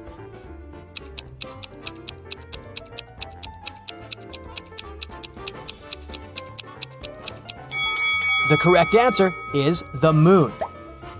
Nellie is eating and looking through the pictures hanging on the wall. Suddenly, she sees something weird. Can you spot any odd details too?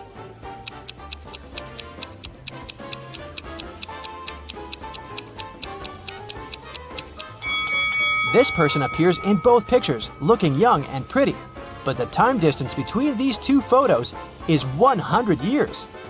Nellie enters a flower shop and sees the owner putting bouquets in big vases. If he puts 1 bouquet per vase, he will end up with 1 extra bouquet. And if he puts 2 bouquets per vase, he will end up with 1 extra vase. How many vases and bouquets does he have?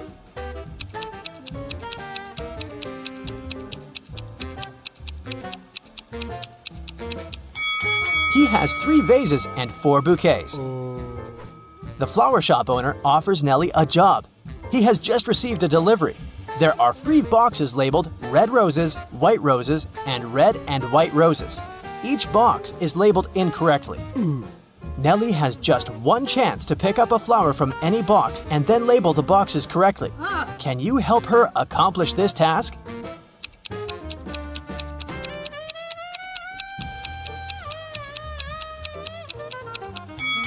Nellie should take a flower from the box labeled as red and white roses.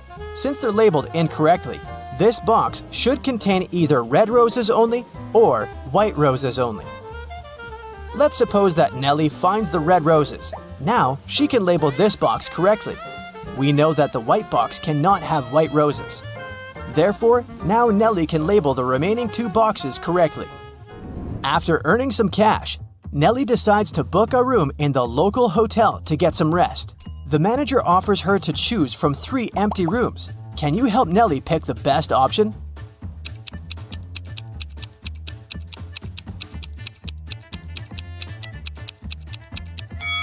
There are cracks in the window glass in the first room. Very unsafe. And there's a zombie hiding under the bed in the third room. So, Nellie should choose the second one. Nellie locks herself in the room. She opens the window and stands nearby, breathing fresh air. Suddenly, she throws something out of the window. Nellie passes out very soon after doing that. That's a mystery because she's perfectly healthy and nobody did anything to her because the door is locked. Can you find any logical explanation for what happened here?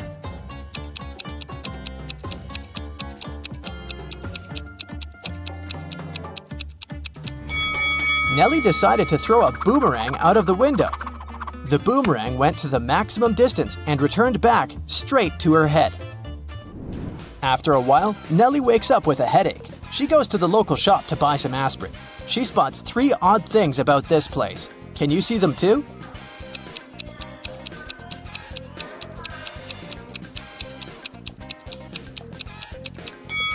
There's corn on the shelf along with napkins and toilet paper. The announcement offers an 800% discount. That's too good to be true. And finally, the shopkeeper is wearing 2 pairs of glasses. Suddenly, the shopkeeper begins to yell, "Someone stole my money!" And he locks the customers inside the shop and calls the police. They arrive and question 4 suspects. Maya says, "I came here to buy water for my 12 o'clock yoga class. I'm 20 minutes late because of you." Bob says, "What's the point of stealing cash? Everyone knows that people use cards nowadays." Lily says, "This shopkeeper is a bad person. He deserved that." And Nellie replies, "Sorry, I was focusing on my own purchase. I didn't see anything suspicious." After hearing that the officers had arrested one person, can you guess who?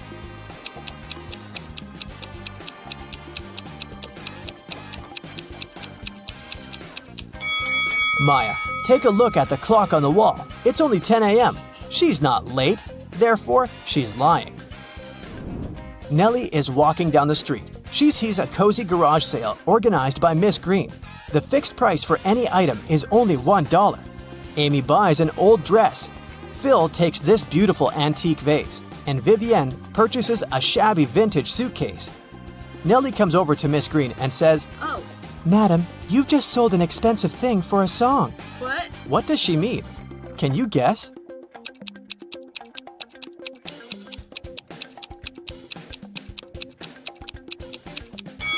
Vivian lifts this suitcase quite easily, so it's probably empty. And besides, it has holes in the bottom. Therefore, it can't be precious. This vase isn't antique.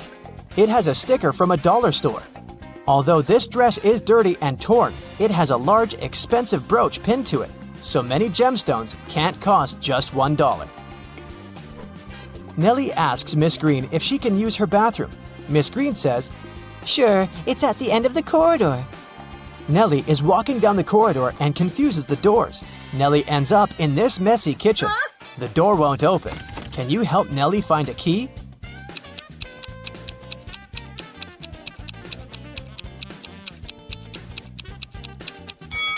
It's in the teapot. And Miss Green enters the kitchen and tells Nellie, I'm a witch, young lady, and I'm gonna give you a gift if you manage to solve my riddle. Oh, yes. Nellie agrees. Here's the task. It starts with T, it ends with T, and it's full of tea. What is it? Can you solve this mystery?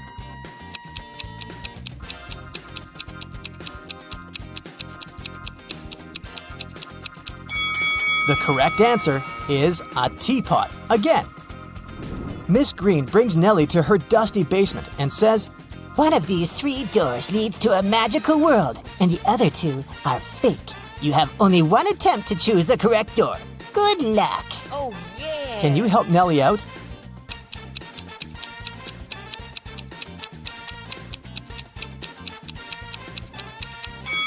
She should choose the 3rd door. Take a look at the floor.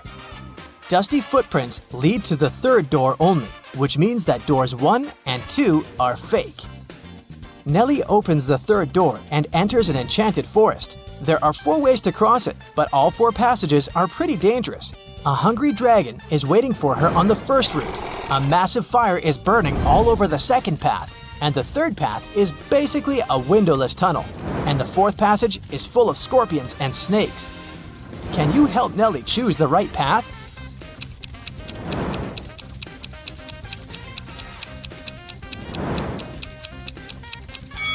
She should pick the 3rd way. The tunnel doesn't have windows. But who said it doesn't have an exit? Nellie walks the tunnel and finds herself in a beautiful castle. The guard says, "This castle is yours if you manage to crack my riddle. I can fill a room, but I take up no space. What am I?" Can you help Nellie win the castle?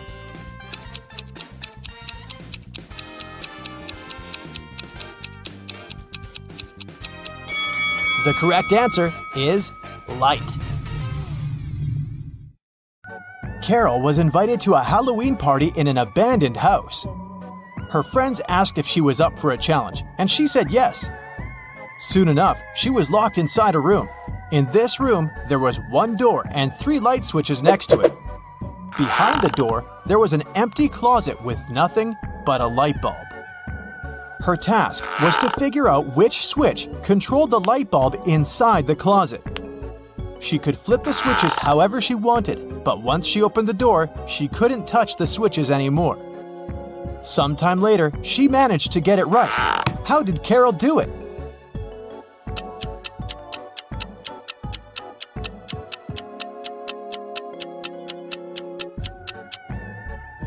Okay, let's go step by step.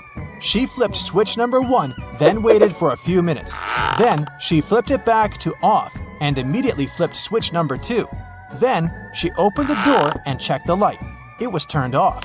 So she realized it wasn't switch number 2 that controlled the light. She decided to touch the bulb to test if it was hot or cold. If the bulb was cold, it would mean that switch number 3 controlled it. But the bulb was hot. So that meant that switch number 1 controlled it. Way to go, Carol! To get back to the party, Carol had to solve another riddle. There were 2 hourglasses in front of her. One hourglass measured 7 minutes, and the other measured 4 minutes. She needed to time 9 minutes using both hourglasses. How could she do it?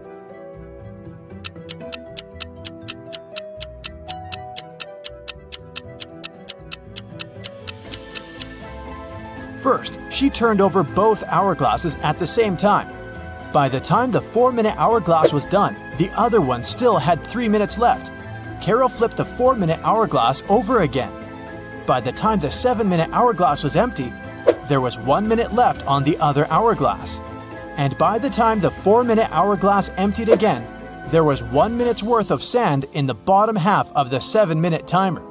She flipped it over again, so there was 1 minute's worth of sand in the top part of the hourglass. And when the 7-minute timer finally emptied again, 9 minutes had passed in total. Phew, that took some work.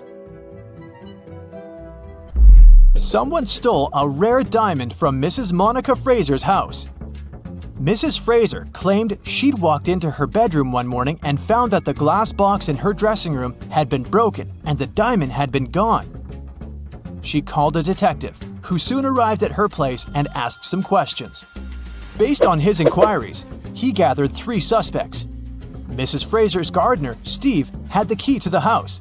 Her cousin Sophia was staying with her for the week, and the cleaning lady Adeline cleaned the house every day. Steve said he was on holiday that week, so he wasn't anywhere near the house when it had happened.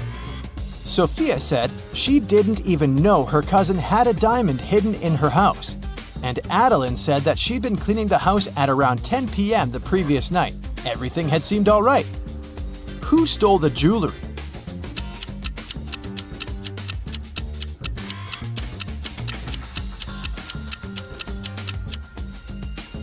It was the cleaning lady. It seems that right after she broke the glass and stole the diamond, she also wiped off the pieces of glass left on the floor.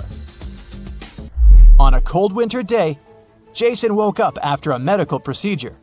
He was lying in bed when the doctor walked into his room, saying there were 3 women outside claiming to be his wife.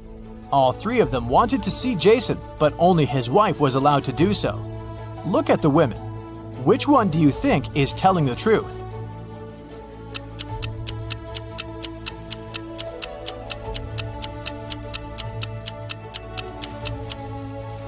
The woman wearing a white shirt is the only one that has a ring on her left finger.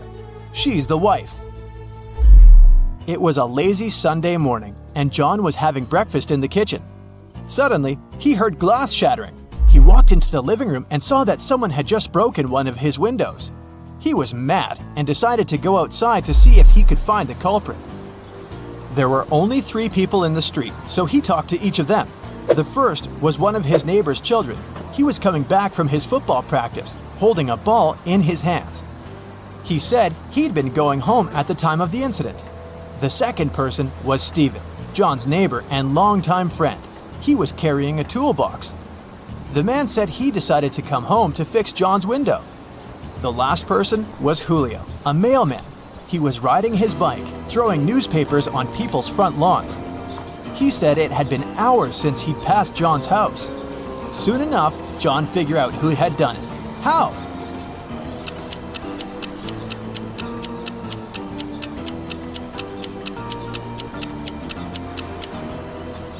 It was the mailman. If you look at the lawn, the newspaper is lying on the grass beneath the window. He threw the newspaper towards the mailbox, but missed it, and it hit John's window. Whoops. It was a stormy night. Kate and her boyfriend stayed up late watching a soap opera. In the middle of it, there was a weather forecast. The weather lady said it would keep raining for 2 more days, but in 72 hours, it'd be bright and sunny. Kate turned to her boyfriend and said that the weather lady was wrong, and the girl was right. Why?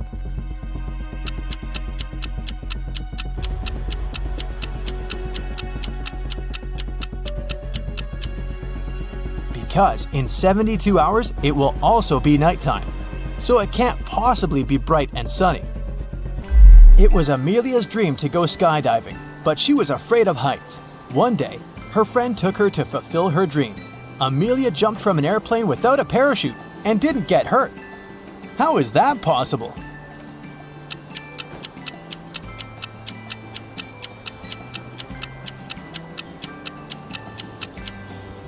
The plane wasn't flying, it was still on the ground. Duh. Dave, an archaeologist, traveled to Egypt on a very special mission. He spent days excavating ruins hidden under the sand, and the only thing he found was a coin marked 10 BCE. When he showed it to his colleagues, they told him the coin was a fake. Why?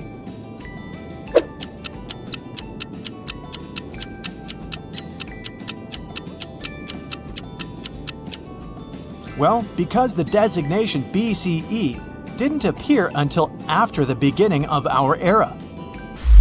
It was raining when Mrs. Moore called the police. She said someone had just bumped into her car and driven away. When the police arrived, the only person next to the place of the incident was a man fixing his tire.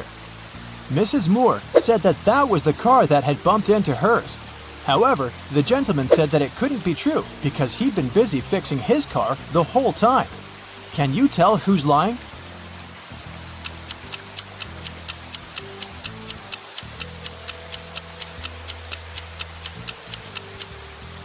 It's the guy fixing his car. The rain started just recently. If he'd been fixing his car this whole time, the ground underneath it would be dry. But look, it's wet. This means he's just arrived there and is actually the one responsible for the incident. 4 friends decided to meet up for coffee one afternoon. Someone asked which one of them was the oldest, and they answered with a riddle. Mia is 3 times older than Anna, but 3 years ago, Anna was a year younger than Claudia is now, and Olivia is twice as old as Anna. So can you put the girls into order by age?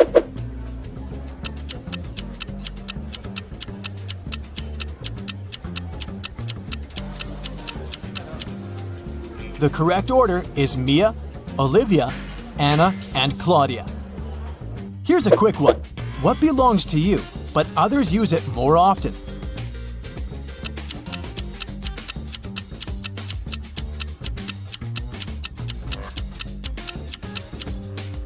Your name. Outside a fancy palace, 2 sentinels were guarding the main gate. They were standing, looking in different directions, one towards the west and the other towards the east. At some point, one of the sentinels asked the other, "What are you smiling about?" How could he know that his colleague was smiling?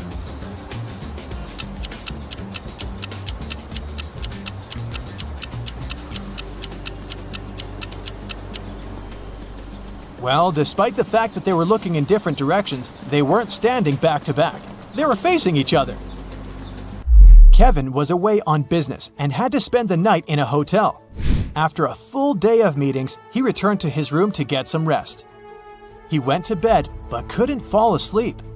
After tossing and turning in bed for hours, he called someone, didn't say a word, and then finally fell asleep. Who did Kevin call? And how could he finally fall asleep?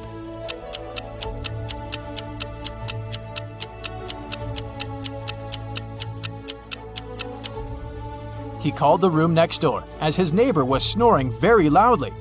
The ringing woke the neighbor up, the snoring stopped, and Kevin managed to doze off. You've just come back from a long vacation. There, you bought a new suitcase to store all the new things you got. But you don't remember the code. Luckily, you left yourself a note on your cell phone to help you decipher the code to open the lock. 682. One digit is right and in its place. 614.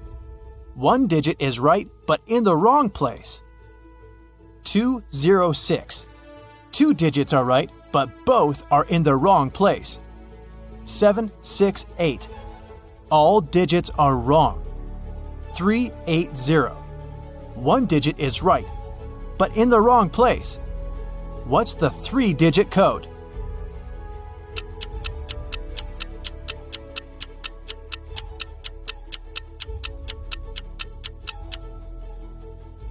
Zero, 4, 2.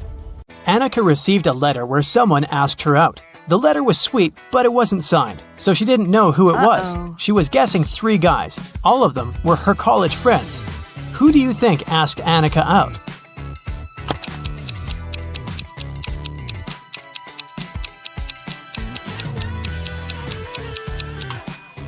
Look at this sign at the end of the letter. This guy has the exact same tattoo, so I bet that the letter is from him.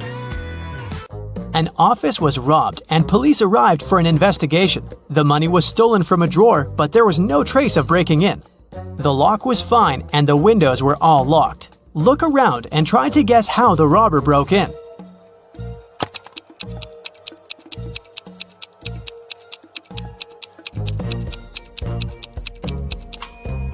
Look at the ventilation gate. It's slightly open. The robber must have used this way to get into the office and get out. A police officer was following a robber around the city. Suddenly, the robber entered the hospital and disappeared. When the police officer entered the building, there were 3 workers. One of them must be the robber who dressed up to pretend to be a doctor. Can you tell who?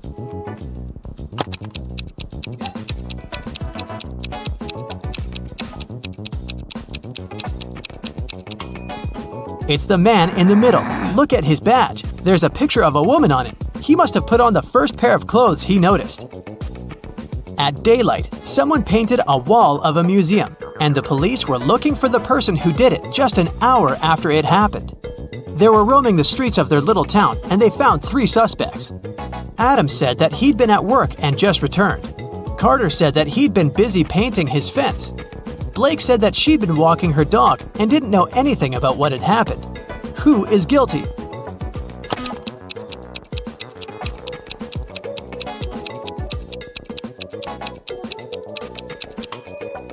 It's Carter. He has paint on his hands, and it indeed goes in line with his alibi that he was painting the fence. But his fence is red, and the paint on his hands is blue, just like the painting on the museum's wall. Mrs. Roberts, a math teacher, returned to the classroom after visiting a principal's office and took a sip of her coffee. She had to spit it out immediately because, instead of coffee, there was blue ink inside. Can you tell which student pranked her?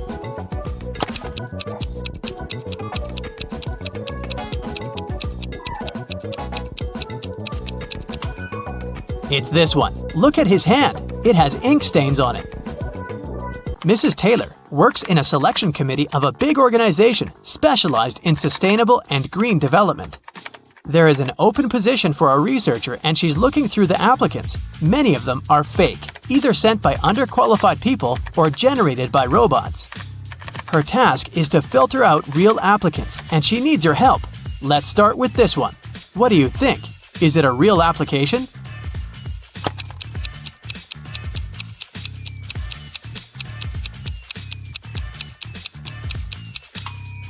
No, it doesn't seem so. This girl was born in 2003, so she's 19 years old. She's way too young to have a PhD. She must be lying. Okay, here's another one. What do you say?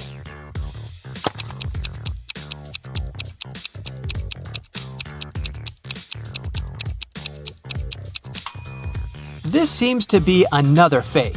Look at his birthday. There was no February 29th in 1991. This application must have been generated by a robot. Okay then, here's the next candidate for you. What's your call?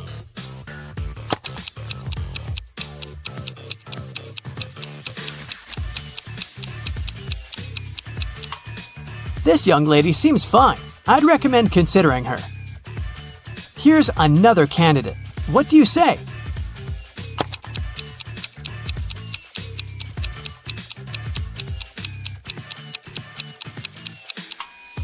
He seems fine to me too. Next one, this candidate. Do you see something suspicious, or is it all okay?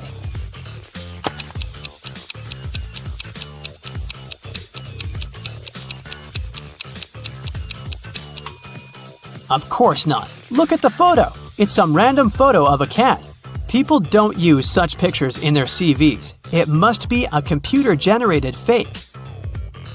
Okay, one last candidate to consider. In or out? What do you think?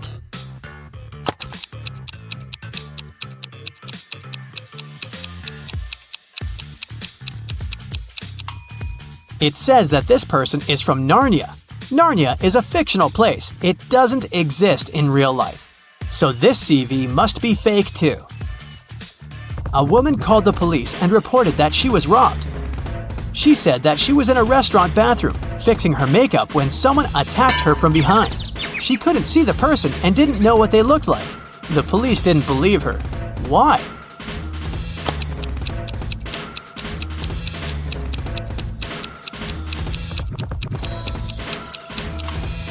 The woman was fixing her makeup, so she was looking in the mirror. If someone tried to approach her from the back, she would definitely see the person. So she lied and made up the whole story. Mrs. Cook went on vacation with her 3 daughters, Kaya, Ruby, and Emma.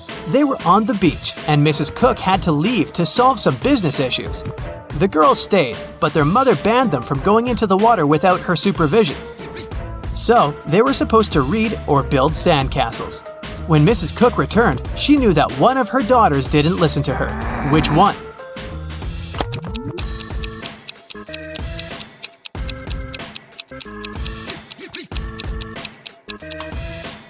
It's Kaya. Look, her hair is wet. This wouldn't happen if she didn't go into the water. There was a robbery in a neighborhood. Someone stole the seeds of rare and beautiful flowers from Mrs. Patterson, which she brought from abroad. The police interrogated several neighbors. Mr. Clark said, "I don't work in my garden at all." Mrs. Moore said, Mrs. Patterson showed me these seeds and gave me a couple of them, but I'd never steal anything. Mr. Campbell said, "I'd mind my own business." Who stole the seeds?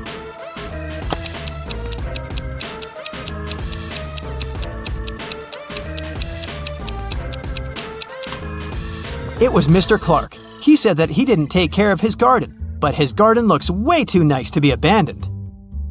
In a parallel universe, it's only allowed to have fun and eat candy. No one ever reads or studies. Mrs. Relham came back home after a long and fun day at a club and asked her daughters what they'd been doing. Hannah said that she'd been watching TV all day. Elle said that she'd spent a day in the water park. Ava said that she and her friends had had a candy-eating marathon. Still, Mrs. Relham could tell that one of her daughters lied and had actually spent all day studying. Who was it?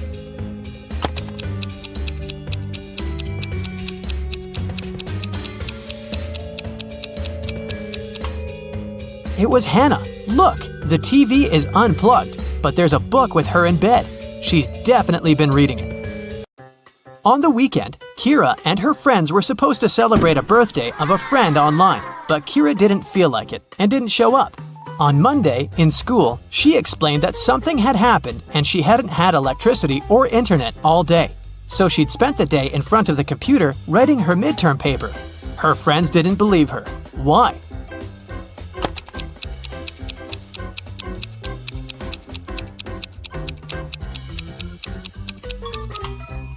If there was no electricity, she wouldn't be able to work on her computer because it doesn't work without electricity. I'll keep checking how attentive you are, and here are some more tasks for you. Now I'll show you 2 apartments and you have to figure out which one of them was robbed. Ready to start? Here's the first pair. What do you say?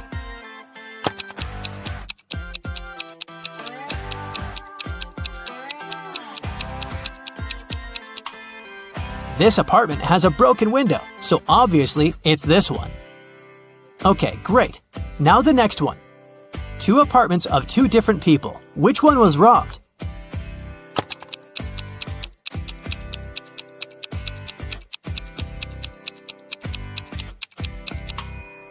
This one is way too trash to be a regular mess. I bet it was robbed. Another pair of apartments. Can you see which one someone had broken in?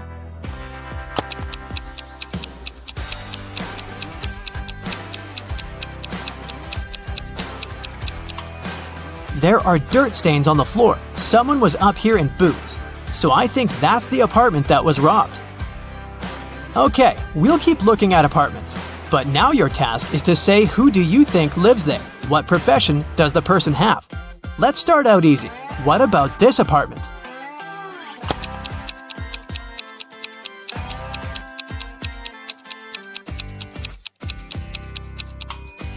Paintings, brushes, it definitely belongs to an artist.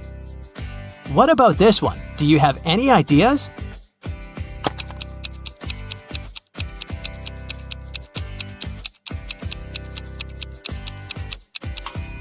Punching bag, boxing gloves, dumbbells, and some other sports equipment. I'd say there's a boxer living there. Take a closer look here. What are your thoughts?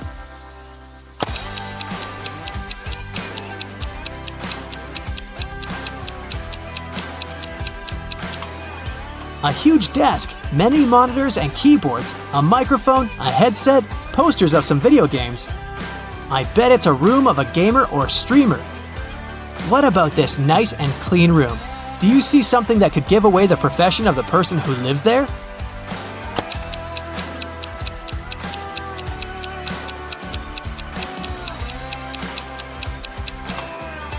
There's a ballet bar, and there are also some tutus in the wardrobe. It's the room of a ballerina. And some more tasks for you. I'll show you some photos, and you'll have to find what's wrong or odd about them. Here's the first one. What do you say?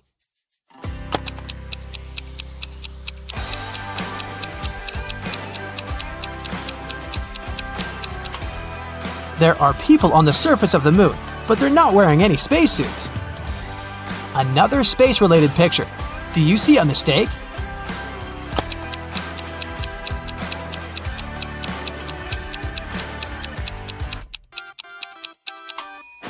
Look closer. It's not the moon, it's Saturn. What about this photo? Do you see something odd here?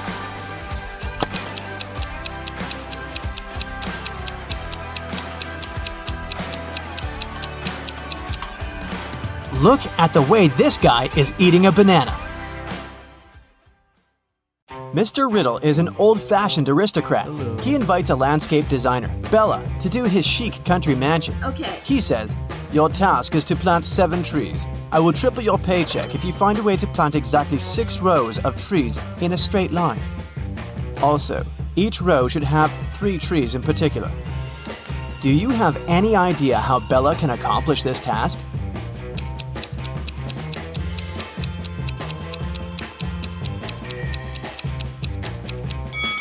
Bella should plant 3 trees as the vertices of an equal triangle.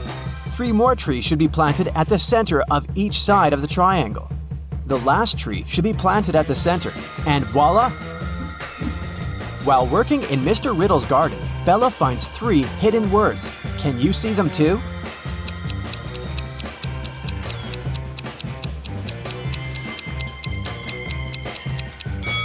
There are 3 hidden words here: tree, farm, and plant.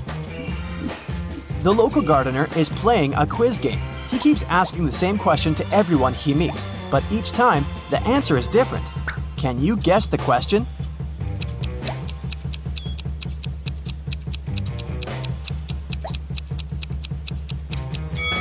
The question that the gardener asks is, "What's the time?" Later that night, Bella is heading to the local nightclub. On the way, she spots 3 mistakes in the picture below. Can you see them too?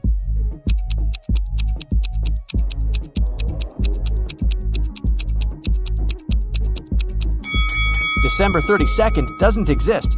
There's no green light at the traffic signal. And this trolley doesn't have any rails. Bella's boyfriend, Tyler, is performing a show with his dancing group at 11 p.m. Bella is a little late, so when she enters the nightclub, she sees Tyler and his crew on the stage. They're dancing in a straight line.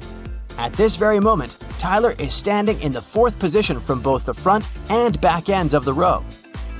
Can you figure out the number of dancers?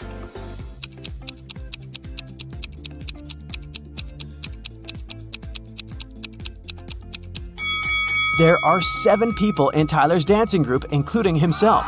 Tyler was the 4th from both ends, which means 3 dancers were at the front and at the back. After the performance, Bella is wandering around the club and sees these 2 guys in the VIP section.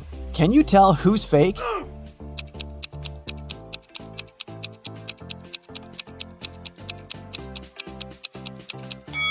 The guy on the left, his reflection doesn't say anything, but the guy on the right is wearing a suit and has some cash in his pocket, so he's probably just having a bad day. The next day, Bella receives an invitation to have dinner with Mr. Riddle. Bella agrees and arrives at his house in the evening. She enters the dining room and spots 4 weird things right away. Can you see them too?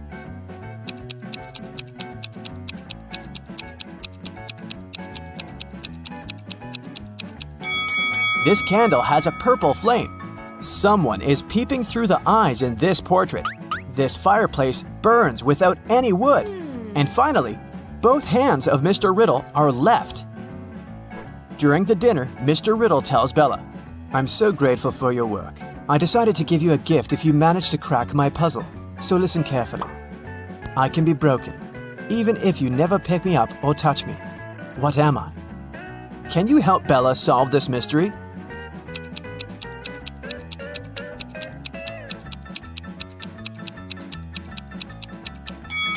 The correct answer is a promise.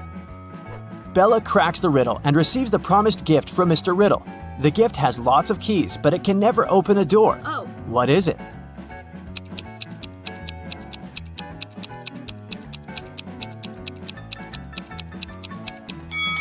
The correct answer is a piano. Bella enters Mr. Riddle's library. Suddenly, he locks the door.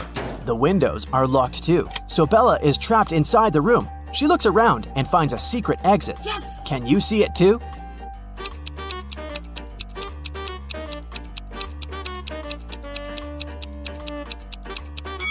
Take a look at the floor. There's a door to the basement hidden under the carpet. In the basement, Bella finds a door that leads outside, but it's locked and requires a 5-digit password. Do you have any idea how to open it?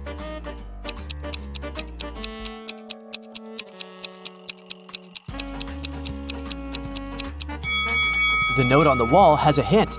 Each image contains a different number of colors. The rainbow has 7 colors, the cloud 1, the bird 4, and so on. So the correct password is 17421. Bella escapes from Mr. Riddle's house and gets lost in the woods. There are 3 possible ways to cross this area. Unfortunately, only one is safe. Can you guess which one?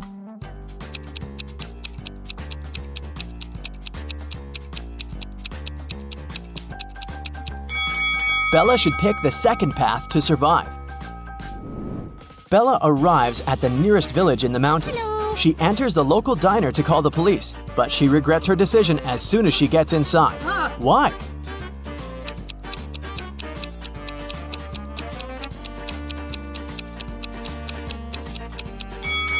This is a vampire village.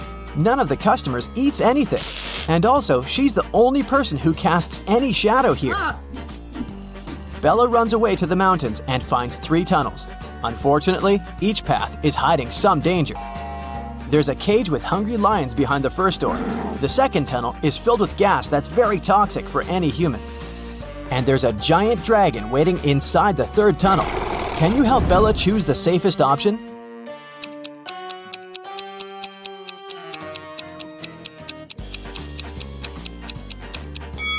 Bella should choose the first tunnel. The lions are in the cage, so she can just walk by and escape. Now Bella needs to cross a fast-flowing mountain river by jumping from stone to stone. She struggles with choosing the last step. Can you help her?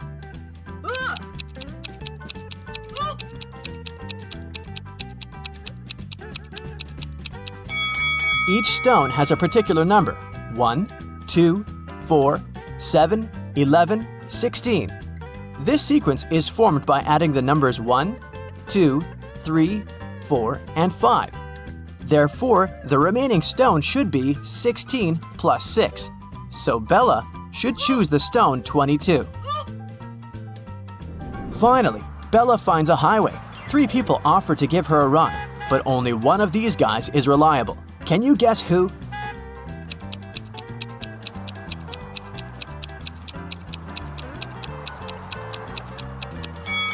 The second guy's car has no license plate and it's been painted recently, so the car is probably stolen.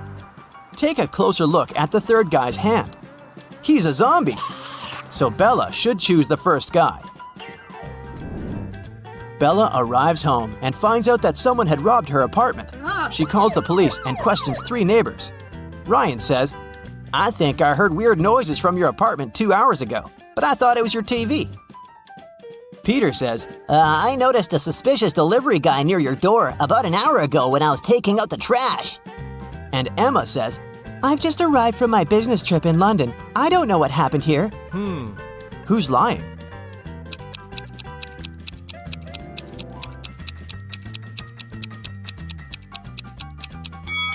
Peter said he took out the trash an hour ago, but he still has a full garbage can in front of his door, and the flies around it tell us that this bag has been here for a while. Therefore, he's a liar. The next day, Bella enters a supermarket to buy some food. The manager complains that someone had stolen a watermelon. Bella spots the thief right away. What about you?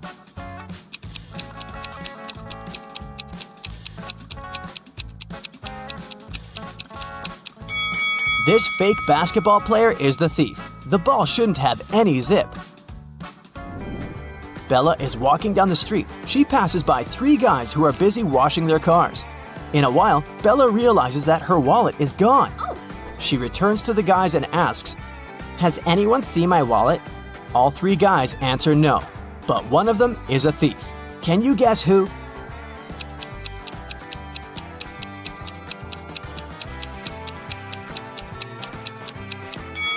It's the guy on the left.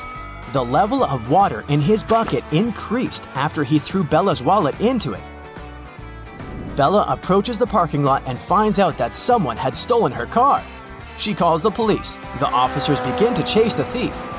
The light over the license plate of Bella's car isn't working. Also, the police car has a faulty headlight. But eventually, the officers succeed in catching the thief and return the car to Bella. How did they manage to catch the criminal? Yes! Do you have any ideas?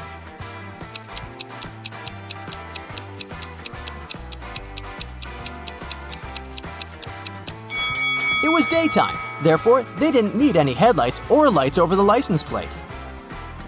Bella comes home and opens her fridge to grab some snacks. Right away, she begins to yell at her boyfriend. Tyler, you ate my food again. Tyler replies, "No, I didn't." Can you guess who's lying by looking at these 2 pictures?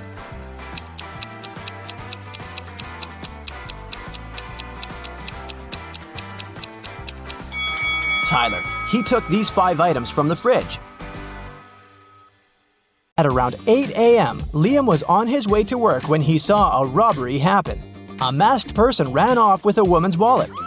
Liam ran after the thief and saw them enter a coffee shop. Liam followed the criminal. He searched for the thief everywhere, but couldn't find them. The person must have taken their mask off.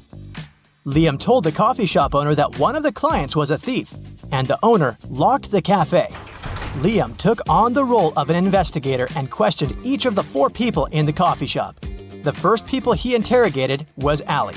She said she'd been in the coffee shop for the last 3 hours working on her laptop. Brian said that he had just come in to get an espresso to go.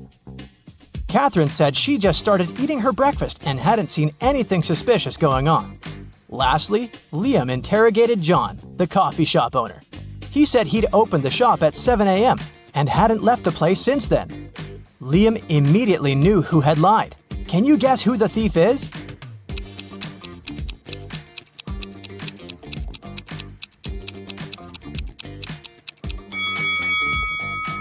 It was Allie. She said she'd been in the coffee shop for the past 3 hours, but it only opens at 7 o'clock. The next day, Liam received an encrypted message from his boss. To access the message, Liam had to click on odd images in a few pictures. Can you help Liam?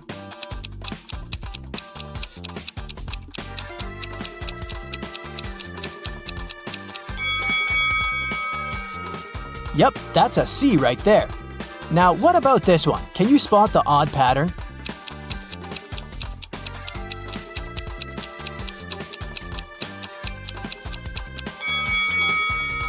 That's right, this one is different.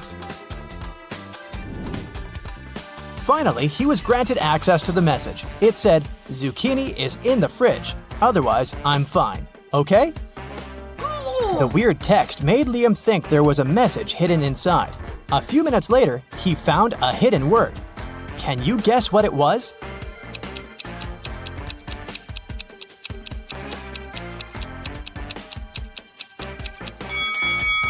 The first letters of each line formed the word zoo. Liam immediately called a detective and asked him for help.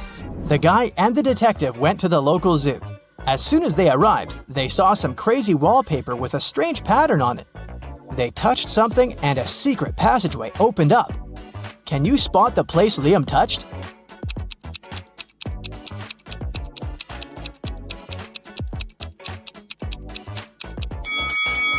Yep, on that X right in the middle. The passageway led them into a network of underground tunnels. At the entrance of the first tunnel, there were venomous rats. The second tunnel was filled with water, and the last tunnel was filled with toxic gas. Which tunnel should they choose?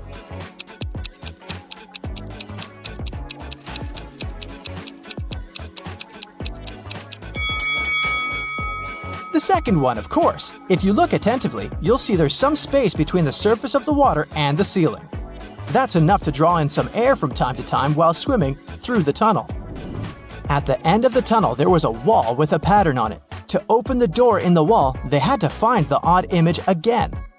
Can you tell what doesn't belong in this image?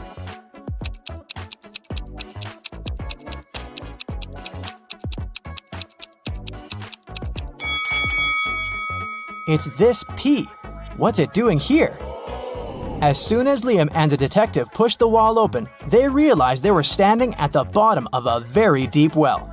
Looking up, they could see the clear blue sky, but it seemed like there was no way out. Suddenly, Liam and the detective felt soil falling onto their heads. Could it keep covering them until there was no air left? Luckily, in an hour, both men made it out of the well alive. How did they manage to do it?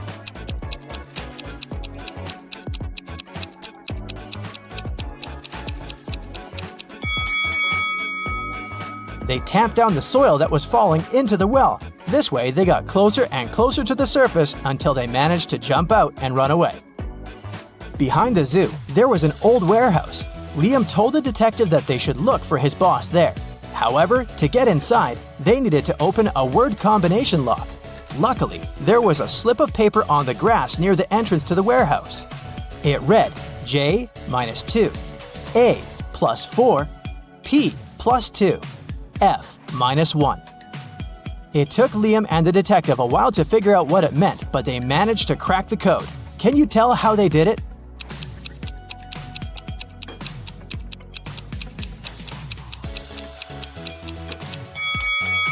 The key to this riddle is hidden in the alphabet.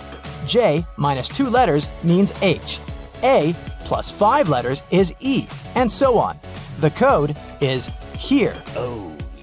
They entered the warehouse and saw 4 masked people sitting around a table. Liam immediately untied his boss and they ran out of the warehouse as fast as they could. How did Liam know which person was his boss?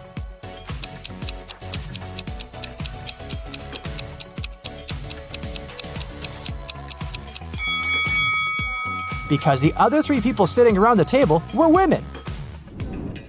When Liam got back to his house, his things were all broken and scattered around. The safe inside his closet was open and emptied of its contents. Oh my God! Liam used to keep expensive jewelry he had inherited from his grandmother and some cash inside.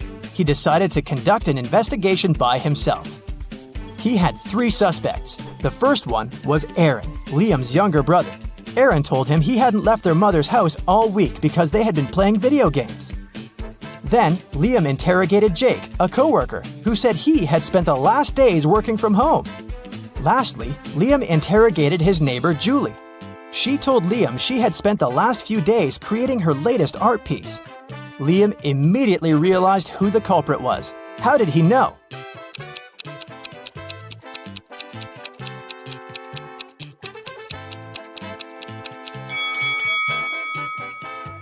Because Julie was wearing his grandmother's earrings. She admitted she was guilty, but then she told Liam she would only give his things back if he could find the odd pattern in her painting. Can you help Liam do it?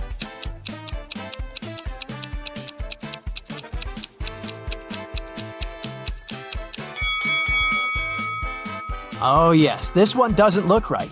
Julie returned what she had stolen. It was raining when Liam decided to drive down to the gym. He was halfway there when a woman stopped his car, asking for help. She said someone had just bumped into her car and driven away. When Liam took a look around, the only other person he saw was a man fixing his tire. The lady said it was the car that had hit hers, but when Liam went to talk with the man, he said it couldn't be true because he'd been busy fixing his car the whole time. Can you tell who's lying?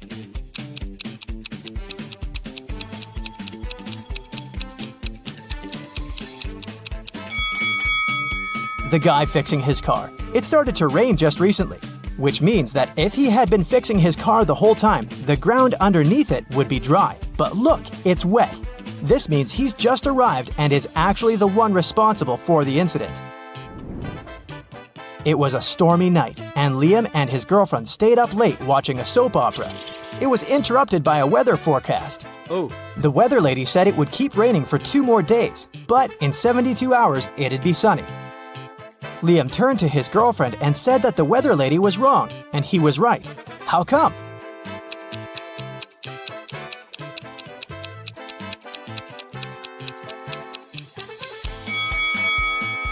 Because in exactly 72 hours, it will be nighttime too, so the weather can't possibly be bright and sunny. Later, they switched to the Riddle channel and spent the night trying to crack riddles. The first one was to find something odd in the image. Liam got it right. Can you guess what he spotted?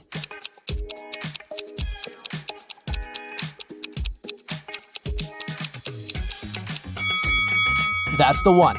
This really doesn't belong in the image, does it? The next day, Liam left his girlfriend's house and went directly to his office building. He was late for work, so he ignored several stop signs along the way. A police car passed by him exactly at the moment he was turning the wrong way onto a one-way street, but the officer didn't arrest him. Why?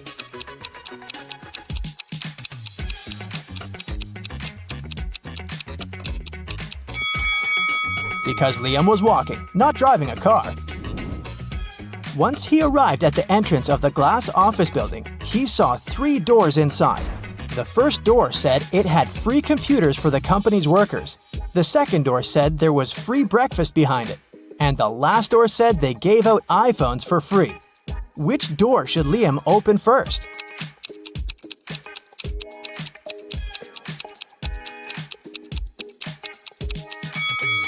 The door of his company's building, of course. He needs to get inside first. One night, Bill and Jonah performed their hit song at the Kingdom's festival.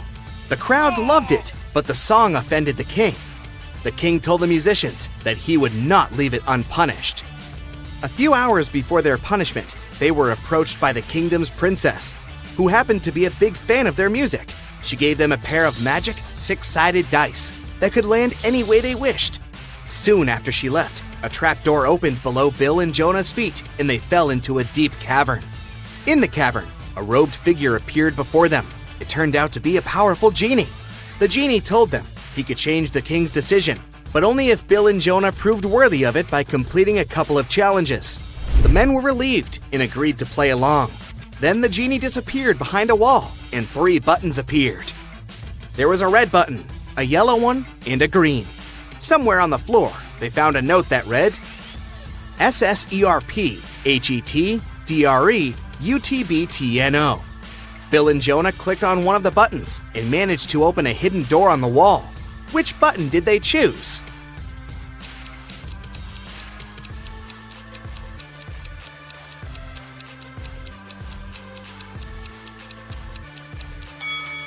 The red button. They unscrambled the words on the note and discovered it read, "Press the red button." In the next room, the genie was waiting for them. He told Bill and Jonah that the next challenge was a game he loved very much, a life-size version of Snakes and Ladders. He told them that the cavern they were in had 100 rooms, all connected by passageways as well, as you guessed it, snakes and ladders. The rules remained the same as in the original game, with only 2 exceptions. Both Bill and Jonah had to make their way out of the cavern, reaching the exit in a maximum of 5 turns. However, once either Bill or Jonah used a snake or ladder, it would disappear and become inaccessible to the other person. It was very difficult, but both guys managed to find their way out of the cavern. Can you figure out how they did it?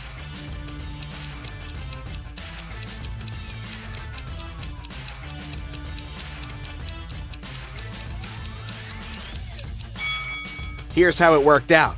The team had the magic dice the princess gave them, so they could choose the number they needed to reach either a ladder or a snake. But to reach the exit in 5 or fewer turns, they needed to use both snakes and ladders in their strategy. Bill went first and chose to walk 4 rooms. There, he got the ladder up to room 75. Then he diced his way to room 76 and slid down a snake all the way to room 41. Then after another dice roll, he got to room 47. He slid back down to room 30. On his 4th roll, he walked to room 35 and got a ladder up to room 96. He rolled his final dice to room 100 and got out of the cavern.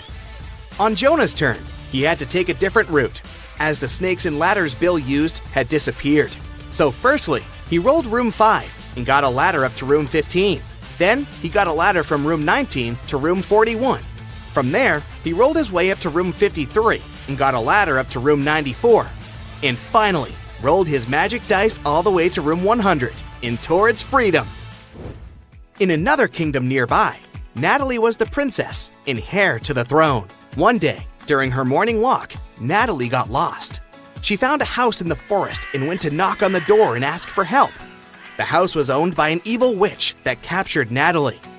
The witch said this was her chance to win the throne and planned on disappearing with Natalie. So she put the princess in a dark, damp cavern. The witch had forgotten, but inside the cavern, there were 3 doors. Natalie could use one of the doors to escape, but behind the first door, there was a fire-breathing dragon.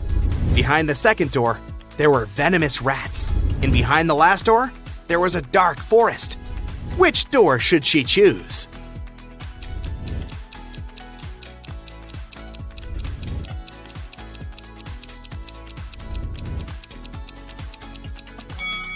The third door, of course. It will lead her straight back to the forest. Outside again, Natalie still didn't know which way to take to get back to the castle. That's when she remembered that her necklace had a magic pendant on it. The king's magician gave it to her, saying it would always help her find her way home. She used the pendant, and 3 magical animals appeared. The first magical animal was a tiger, the second was an octopus, and the third animal was a butterfly. Only one of them knew the way back to the castle. But if she chose to follow the wrong animal, she would find herself even further away from the castle. Which magical animal should she follow?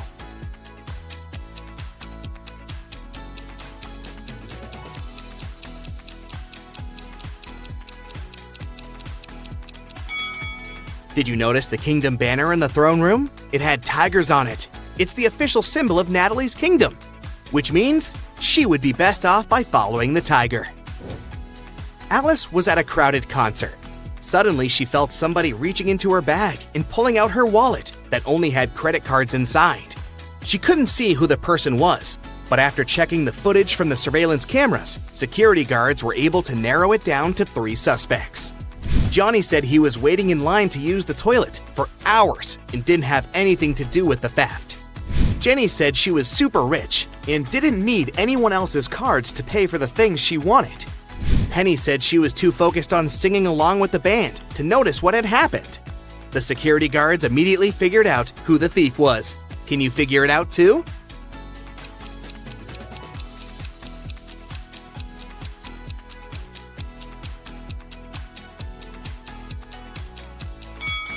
Well, nobody told Jenny that the wallet only had credit cards, but somehow she still knew it. Jenny must have stolen it. 2 friends are sitting at the same table in a cafe. One of them is speaking about a TV show he began to produce, getting into all the details of the production. The second friend is talking about the birthday party he is about to throw next week, saying there's going to be a lot of cool people and delicious food. The other people at the cafe are annoyed by the men's loud voices. But why is this dialogue so strange? Why is one of the guys talking about a TV show and the other about a party?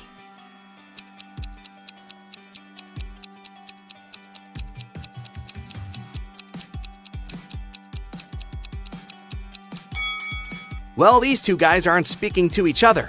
They're talking on their phones, through headphones. Lucy found a new job in another city, so she had to move.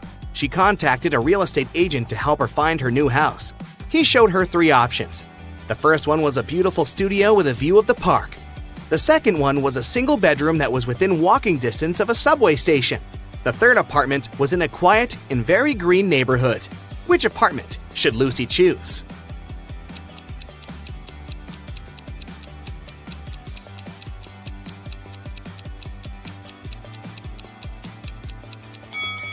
If you look closely, the first one has mold on the ceiling, and the third one looks like it has a rat infestation.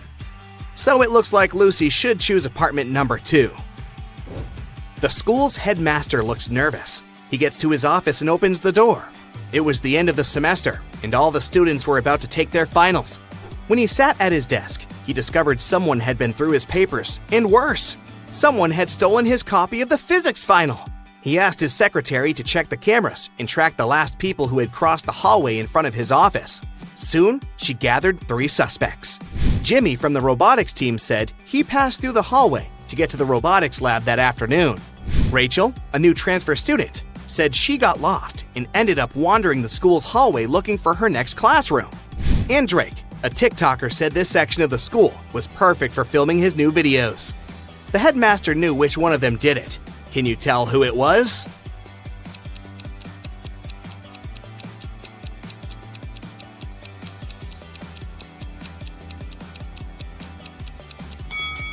It was Rachel. The principal didn't recall having any new transfer students. It was the end of the semester. She couldn't have transferred that late in a school year. There was once a magical forest where 32 mermaids, 43 elves, 26 unicorns, and 57 fairies lived. The forest got cursed, and life there got disrupted. The mermaids started living on dry land, forcing the elves to move out. The elves had to move to the territories of the unicorns. The unicorns started to lose their magic powers and needed fairy dust to sustain themselves. So, fairies had to work overtime and were exhausted. There are 4 spells. One will make elves disappear. The second will make mermaids move to the territories of unicorns instead of elves. The third one will heal the species, but only those with an even number of creatures. The fourth will turn unicorns into fairies. Which one should you use?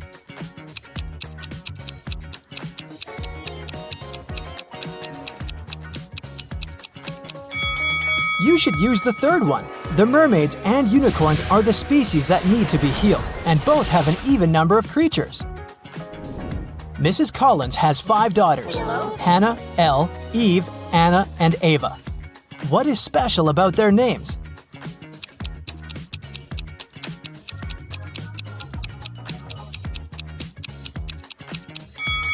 They all have palindromic names, meaning they're the same when you read them from left to right and from right to left. Adam was traveling around the world when he found himself in a little kingdom. He didn't have a map or the internet. He was just wandering around. Also, he couldn't read any signs because he didn't know the language. Adam walked into a beautiful castle and ran into 2 girls. It turned out that it was the castle of the royal family, and no one was allowed in there. The girls agreed not to report him, but only if he guessed which one of them was the princess. Can you help him?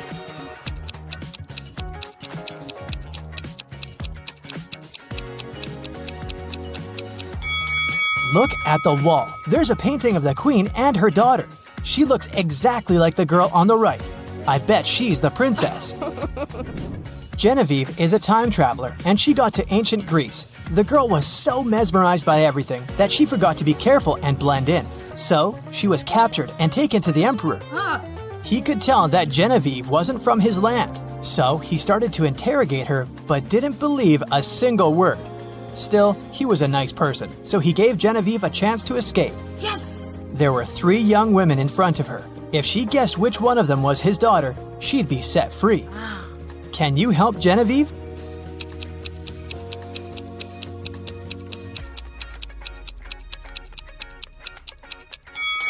Look, this girl has the exact same necklace as the Emperor. It must be his daughter.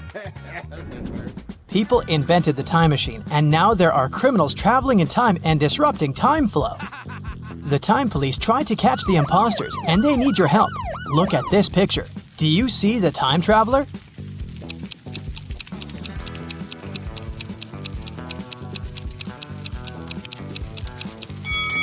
It's this dude here. Look at his fancy modern haircut. Back in that era, people didn't have barbershops. Yeah. Moving on to the Wild West. Do you see the time traveler here?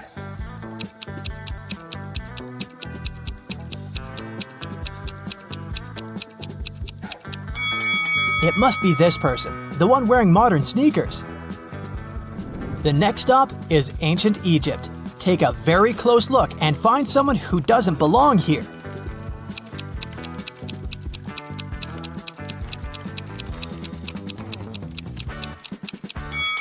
What is this girl wearing? A tank top and shorts? No, she's not from here. Okay, we have to catch some more. For example, here, do you see anything suspicious?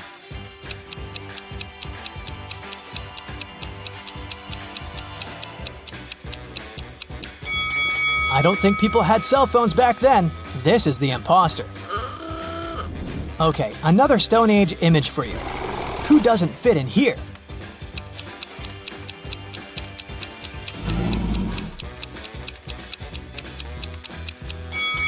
This girl looks like a Stone Ager, but she's reading a book. There were no books back then. Hello.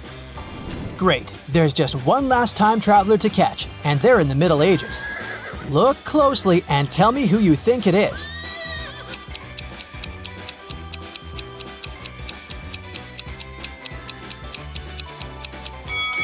This guy is wearing headphones. Yeah, that's him. Oh my god! Mr. Thompson was in his house reading a newspaper when he heard some noise outside. He walked out and saw that someone had crashed into his car. He asked his neighbors what they'd been doing. Scarlett said that she'd been at home playing video games. Charles said that he'd just come back after a walk with his dog. Tessa said that she'd been gardening behind her house. Who lied?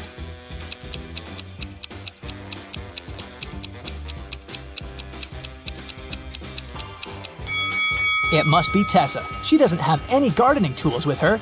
And she isn't dressed properly for gardening. Serena was having a party in her house, and she invited all her classmates. In the middle of the party, the lights went off for a couple of minutes. When the light came back on, Serena realized that her parents' expensive vase covered in diamonds had been stolen.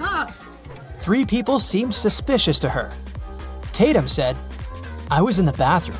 Quinn said, "I didn't steal anything. I didn't even know the vase was so expensive." Dean said, "When the lights went off, I fell into the pool and I was pretty busy getting out." Who lied?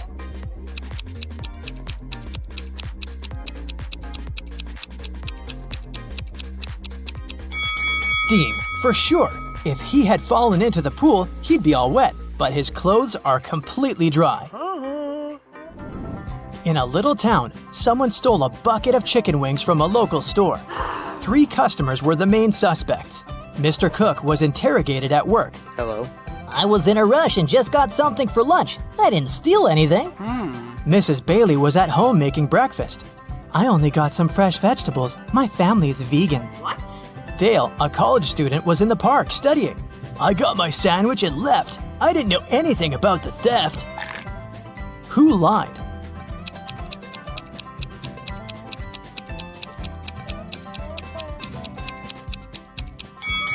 Mrs. Bailey. She said her family was vegan, but she has cheese and cow milk on the table. Vegans don't eat any of that. In a parallel universe, it's only allowed to have fun and eat candy. No one studies or does anything useful. Mr. Relham came back home after shopping with her friends all day and asked her daughters what they had been doing. I was eating popcorn and binge watching a TV show, said Hannah. I was playing soccer with my friends, said Elle. I was at the beach with some friends, said Ava. Who lied?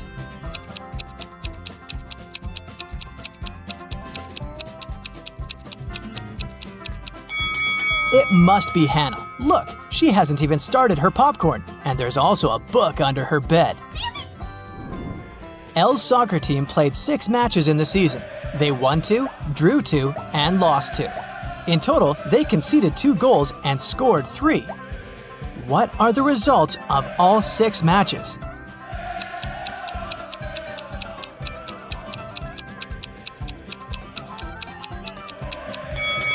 Every time they lost, they must have conceded at least 1 goal.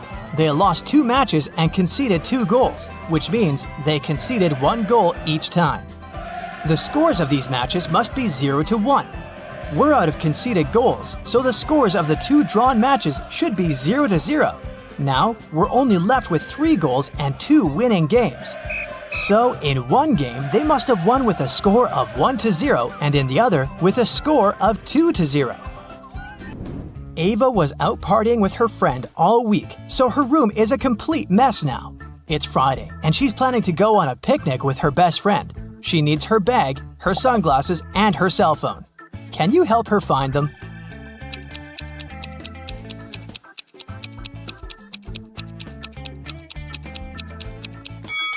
Here they are. Great job!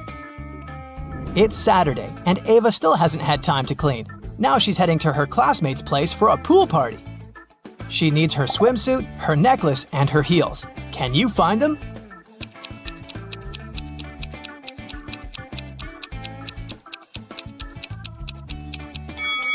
Yes, they're all here. Ava is getting ready and realizes that a lot of her stuff isn't in the bathroom. She remembers she lent it to Elle. Elle says that the stuff is in her room, which is, of course, also a mess. Can you help Ava find her lipstick, her hairdryer, and her hairbrush?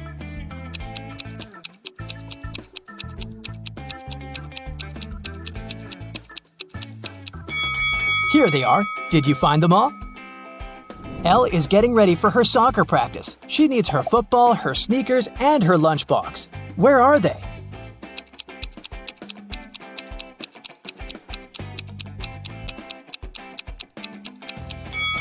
They're all right here. Hannah returned home after a short walk and immediately noticed that her favorite bracelet was gone. She knew that Ava loved it and that she was getting ready for a party, so she was the main suspect. Hannah ran into Ava in the bathroom and demanded her bracelet back. I was taking a shower while you were gone and then getting dressed without leaving the bathroom. I wouldn't have had any time to take your bracelet. Hannah knew that Ava lied. How?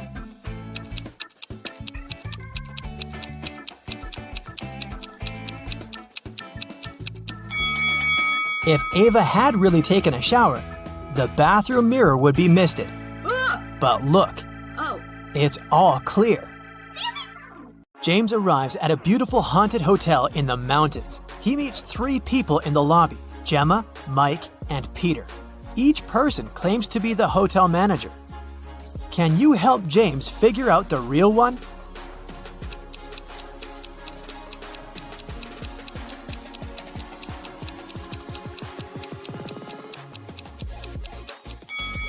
Take a look at Gemma. She's holding a badge with Mike's picture, and according to this badge, Mike is a cleaner. Meanwhile, Peter is holding a passport with Gemma's picture. Therefore, she's probably a guest. So Peter is the real manager of this place. Peter gives James this key and says, It's from our best penthouse. The room is yours if you manage to find the matching keyhole. Can you help James accomplish this task?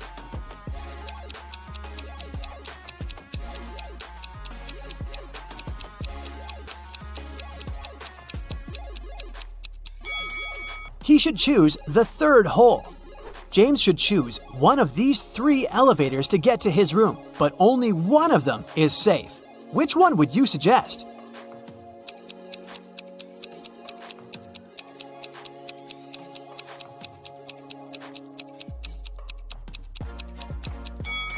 There's a ghost hiding in the mirror inside the 1st elevator, and the 3rd one doesn't have any floor, so he should use the second elevator.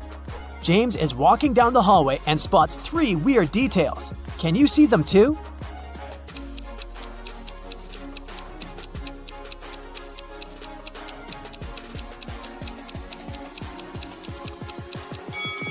The doors are numbered completely out of order.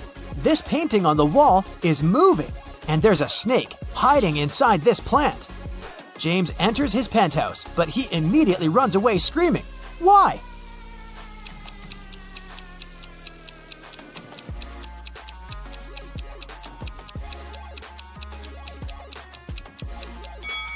Someone's invisible hands are playing this piano.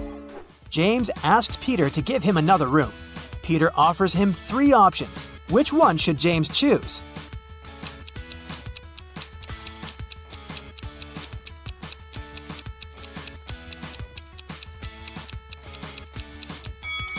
There are spiders on the bedsheets in the second room, and there's a werewolf hiding under the bed in the third room. So the first room is the best choice. James unpacks all his things and finally goes to the shower. After that, he returns to his room and finds out that he had been robbed. Can you spot what exactly was stolen?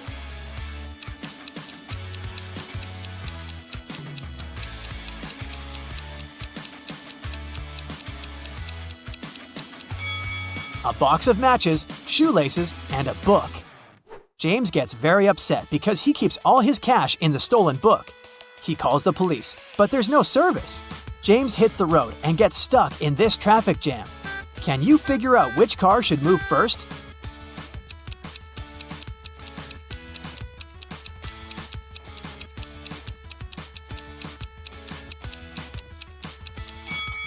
The third car should move first by reversing.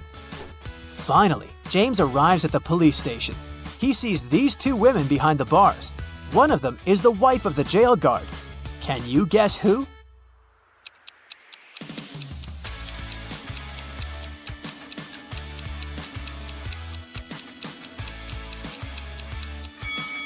The second lady. They're both wearing similar pendants. Detective Green listens to James's story and goes to the hotel.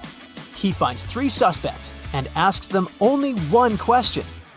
Did you enter James's room after he moved in? Mike replies, Nope, I cleaned this room early in the morning and I haven't entered it since. Maya says, I live next door and I heard James singing in the shower, but I didn't enter his room. And Peter replies, No, sir, I was in the lobby the whole time. I would never risk my job by stealing a stupid book. Can you spot the thief?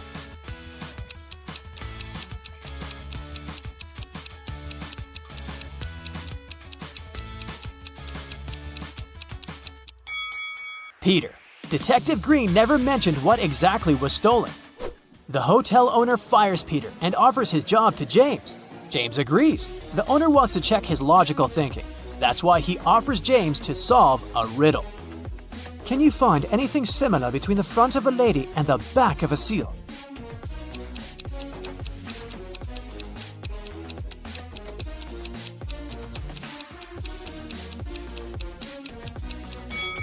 The correct answer is the letter L. James gets the job. His first task is to take care of these 4 new guests who have just arrived, but only 2 of them are real. Can you guess who?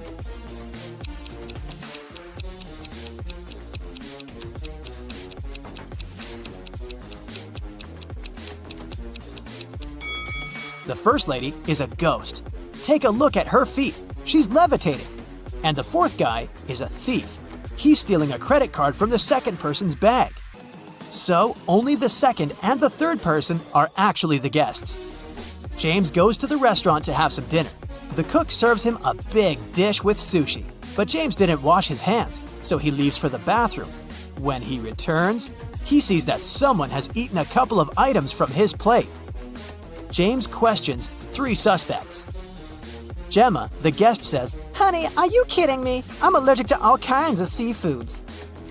Tim, the waiter, replies, I was too busy. I took an order in another part of the hall and didn't look at your table. I'm sorry. Carl, the cook, says, That's too bad. I made this sushi only for you. Who's lying?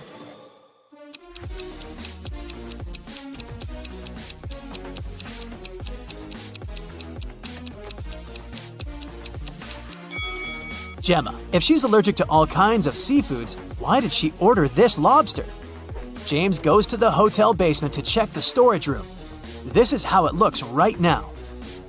And this is how the storage used to look in the morning. Can you spot what's missing?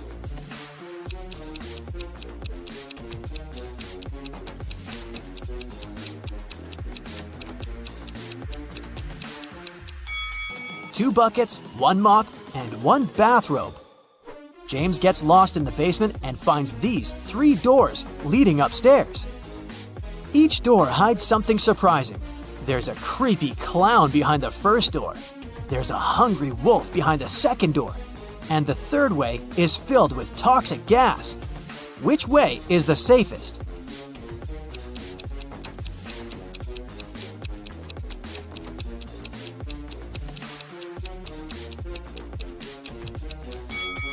The first one. Although the clown is creepy, who said that he's dangerous? There's a power outage throughout the hotel area. About an hour later, at 10 p.m., the local mechanics finish all repairs and turn the lights back on. James returns to the lobby and faces one of the guests, Nancy. She's crying because someone had stolen all the money and gadgets from her room. James finds 3 suspects and asks them just one question. What were you doing within the last hour? Kim says that she was just chilling in a restaurant and had nothing to do with the robbery. Alex spent all his evening skiing in the hotel ski resort. And Robin had just arrived from the city, and it was quite a quest to find the hotel in the dark. Who's the thief?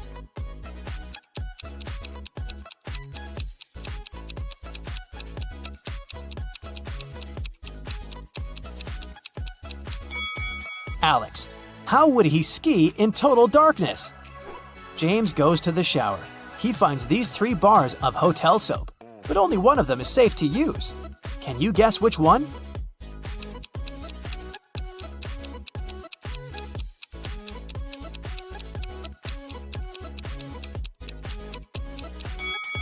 The first soap had expired a long time ago.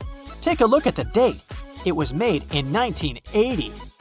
And there's a little scorpion hiding under the third soap, so James should definitely choose the second one. James decides to have a walk around the hotel before sleep. Unfortunately, he gets lost in the garden. Now he needs to get out of this crazy maze. Can you help him out?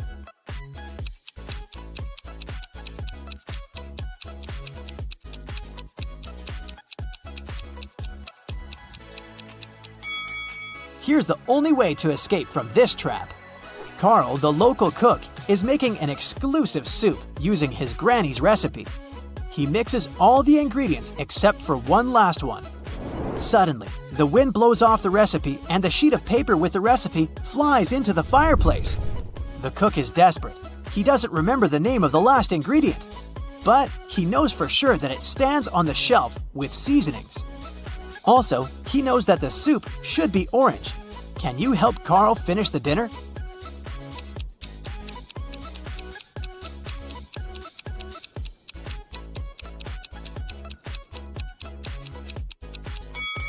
When you mix red and yellow, they turn into an orange.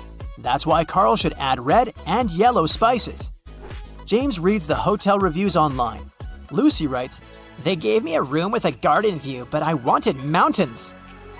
But the food is still amazing. Giselle says, "This hotel is so noisy and dirty. Carpets in the lobby are stained. Gross. 1 star. Jessica writes, "OMG, last night I saw a ghost in my room. This hotel is really haunted." One of these reviews is fake. Can you guess which one?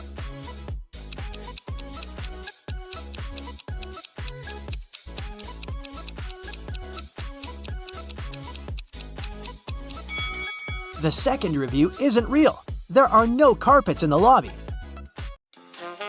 Look at these maids attentively. One of them is richer than the other. Can you figure out which?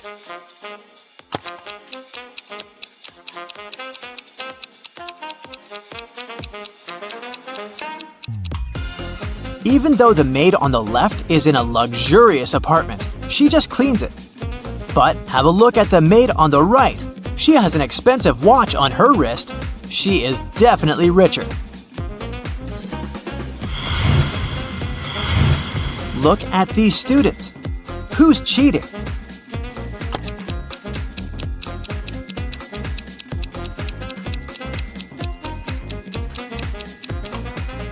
The guy in the front row, he's balancing an open book on his foot. Mrs. Lawrence went missing on Friday. Her husband informed the police and they started an investigation. The last person to see the woman was a shop assistant in a jewelry store. She confirmed that the woman wearing a red dress and red shoes had bought a necklace that day. On Saturday, Mrs. Lawrence called the police herself. She whispered, "I'm locked in some house. I managed to find a cell phone, but I may be discovered at any..." The call got suddenly interrupted. The police officer who had been talking to her managed to track the call, but she could only figure out the street. Look at the houses in the street and try to figure out where Mrs. Lawrence is kept.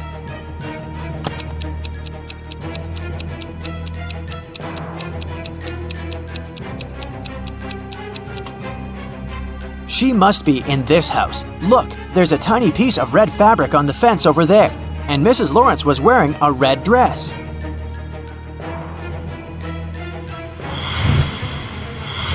Ten witches met up for their annual coven. The head witch looked at the rest of the group and exclaimed, According to the laws of our community, we can't live among people or communicate with them. And still, one of you has broken this rule. "Look at the witches and find out who it is."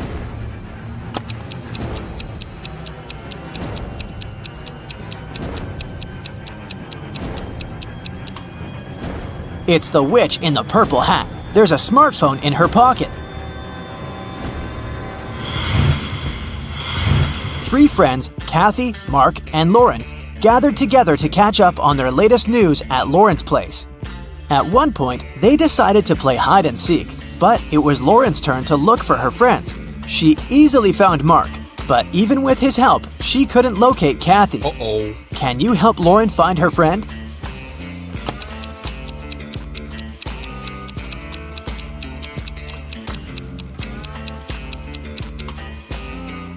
She took her task seriously. Look, she's hiding in a trash can. Ew.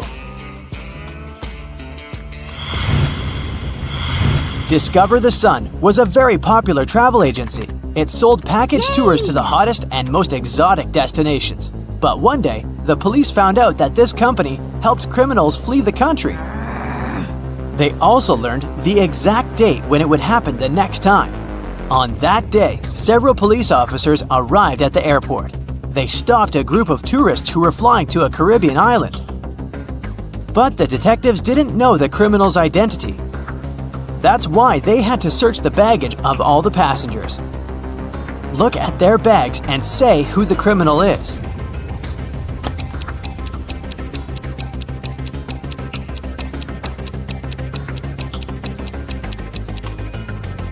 It's the young woman on the left. If she's going on a package tour to a hot place, why does she need a winter jacket?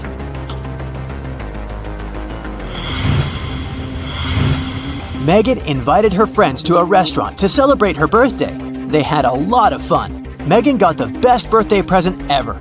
Her friends gave her a ring with a large diamond. But suddenly, the room plunged into darkness. After several minutes of total confusion, the lights came back on. But Megan's ring was gone. Look at the image attentively and try to figure out who stole it.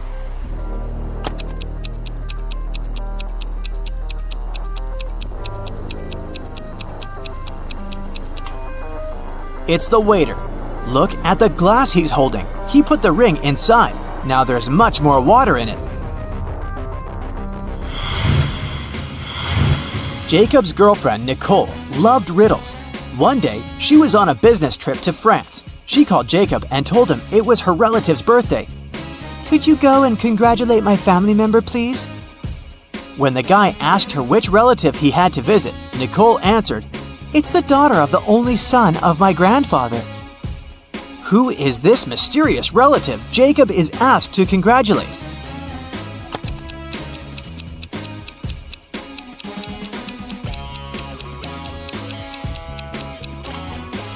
It's Nicole's sister. Ms. Lopez took her students to an art museum. Half an hour into the excursion, a worried museum worker came up to the professor. He told Miss Lopez that one of the exhibits, an ancient vase, had been damaged. The culprit was most likely one of the students. Only 3 of them came close to the vase. Maria said, "After I looked at the vase, I noticed my makeup was smudged. So I went straight to the bathroom." Anthony replied, I didn't touch the exhibit. After looking at it, I went to the next room to see dino skeletons. And Nathan said he'd been following Miss Lopez, taking notes. One of these students is lying. But who?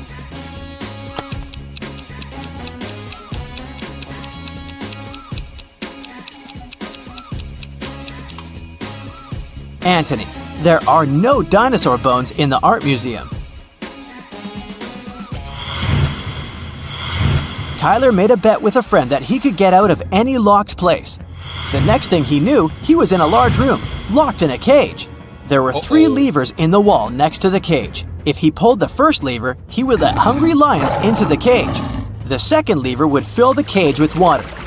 And the third lever would activate a special mechanism. It'd make the top of the cage move down towards the bottom, crushing everyone and everything inside. Which lever should Tyler pull to survive?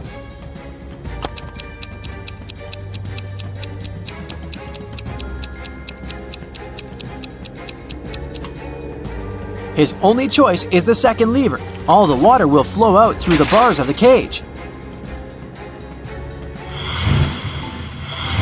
Matthew has only black and white socks, but he keeps them all mixed. One evening, the guy is in a hurry. He's getting ready for a date. Suddenly, the power goes out. Now it's completely dark in the room. The guy has 10 white and 10 black socks in the drawer. How many socks must he pull out of the drawer to get 2 matching ones?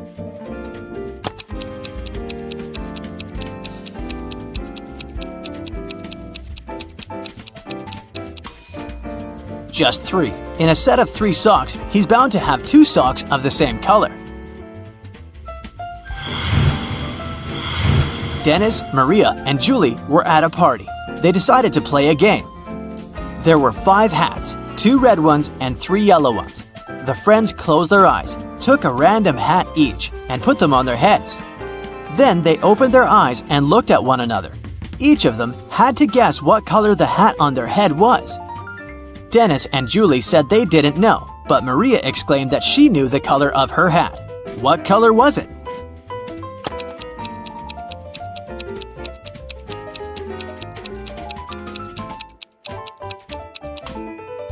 It was yellow. Maria saw that Dennis and Julie were wearing red hats, and she knew there were only 2 of those.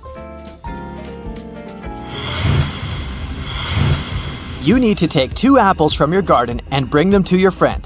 But she lives on the other bank of the river. To get to her house, you have to cross a bridge. It can hold your weight and the weight of 1 apple. If you try to step on the bridge with 2 apples, it'll collapse. And the water in the river is swarming with piranhas. What can you do to bring your friend 2 apples if you can only make 1 trip?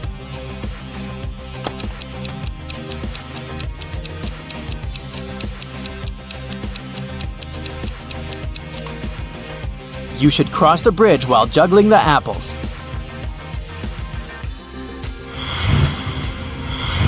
Ben woke up in a hospital. He only remembered his name and nothing else. A doctor came in to check on the guy. He said 3 young women were waiting to see Ben. The women came in. Strangely, each of them claimed to be the guy's sister, but only one of them is telling the truth. Who was it?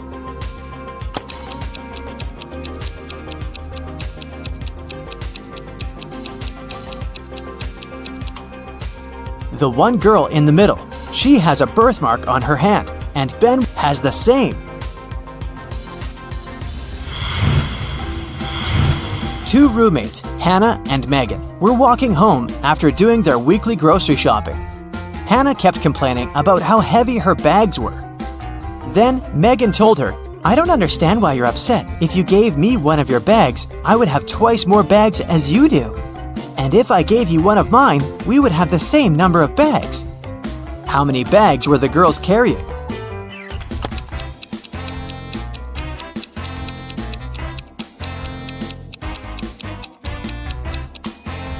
Megan, had 7 bags, while Hannah was only carrying 5 bags.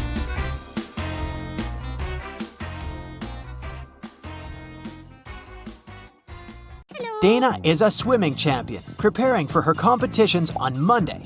24 hours before the big day, she disappears. Nobody can find her, and the police suspect 3 other swimmers. Hannah says she hasn't spoken to Dana since their last practice. Ashley explains that she invited Dana for lunch on Saturday, but the missing swimmer refused because she was getting her hair done for the competition. And Melanie says that she spoke to Dana the night before. Dana told her she was feeling anxious before the race. One of the swimmers is lying. Who is it?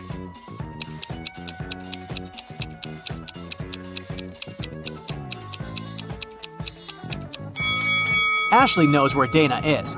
It doesn't make sense for a swimmer to have her hair done before a competition. Laura was walking home from work when she heard screams coming from a nearby house.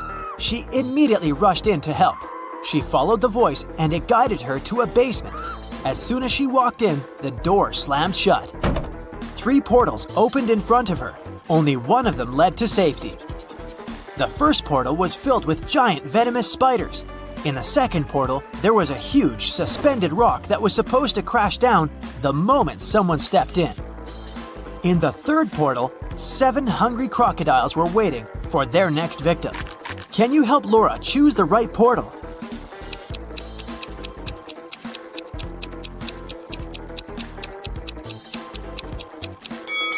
Laura should pick the second portal.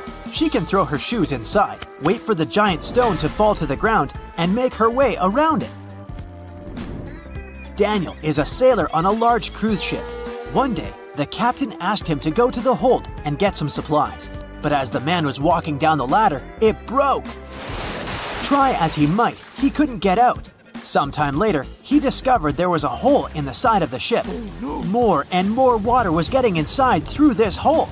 How can Daniel get out?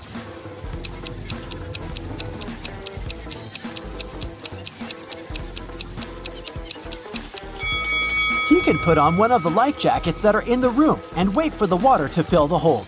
This water will lift him and he'll be able to push the door open. Look at this man and 3 women attentively. Can you figure out which one of them is his real wife?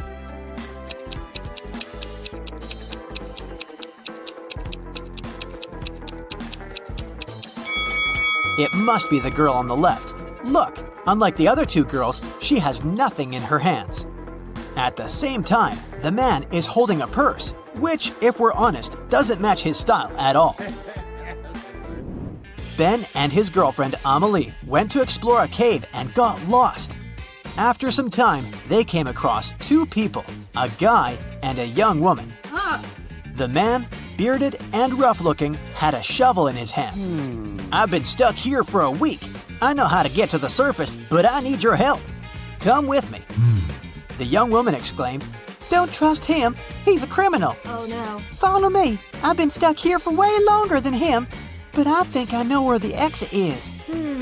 Who should Ben and Amelie believe?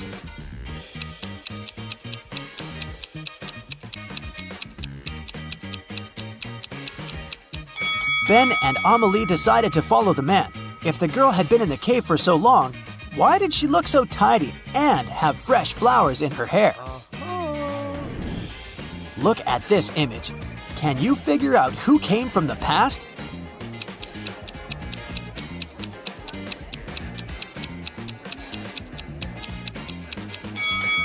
It's this guy. Take a closer look at his chest. He's wearing a shirt frill. Those were popular in the 19th century. How about this picture? Who's from the past?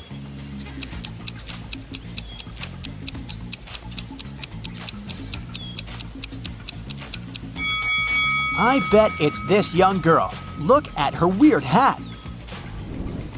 And now, will you be able to spot the time traveler?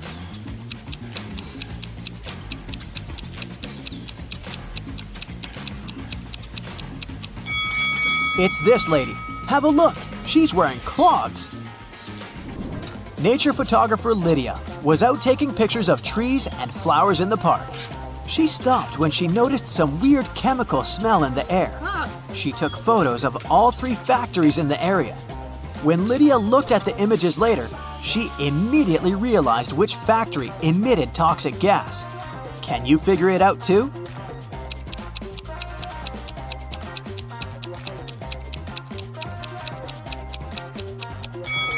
It's not the first factory. It seems abandoned. The second one is surrounded by trees and flowers. It means the smoke coming out of its funnels is safe.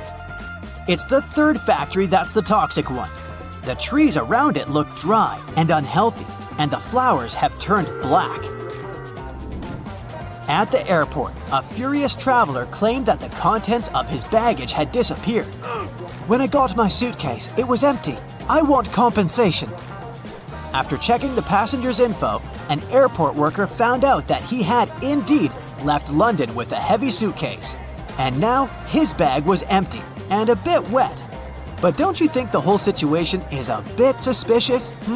Can you figure out what probably happened here?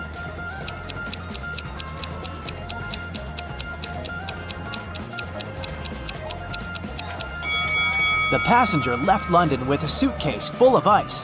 During the flight, the ice melted and the water leaked out, and the man demanded compensation for his lost belongings. Lauren cooked 10 buckets of chicken wings for a family gathering, 1 for each guest. But later, it turned out that Jimmy hadn't gotten his portion. Someone had taken 2 buckets. Is it Uncle Patrick? He looks suspicious. Or maybe it's Lauren's son, Justin. He's wearing this creepy, knowing smile. Or could Jimmy himself hide his chicken wings to get another portion? What do you think? Where are the wings?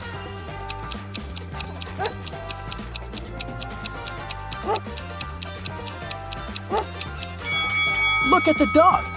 It wouldn't leave Uncle Patrick's side. It can smell the meat the man has hidden. Damien was at work when he found out he'd won the lottery jackpot. He told his accountant he wanted to give half of this money to his best friend Logan. But random people started showing up in the office calling themselves Logan to deceive the accountant and get the money. Can you figure out who the real best friend is?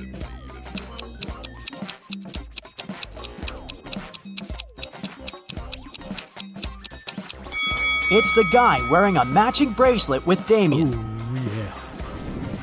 Emily was standing on one side of the river, and Anna was on the other. Anna shouted to Emily to come and meet her, and Emily did that. There was no bridge across the river, but she crossed it anyway without even getting wet. Hello. How did she do it?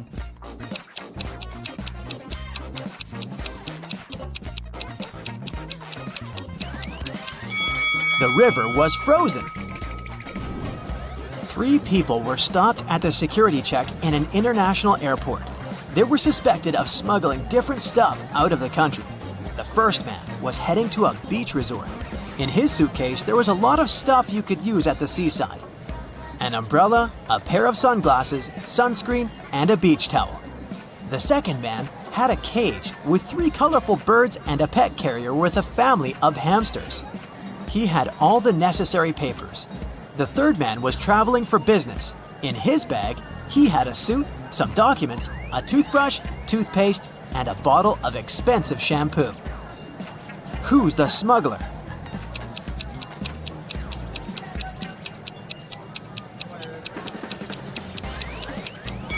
It's the third guy. He's bald. Why would he need this shampoo? 5 men were fishing in a boat not far from the shore. A big wave turned the boat over and all the men fell into the water. And still, not a single man got wet. How come?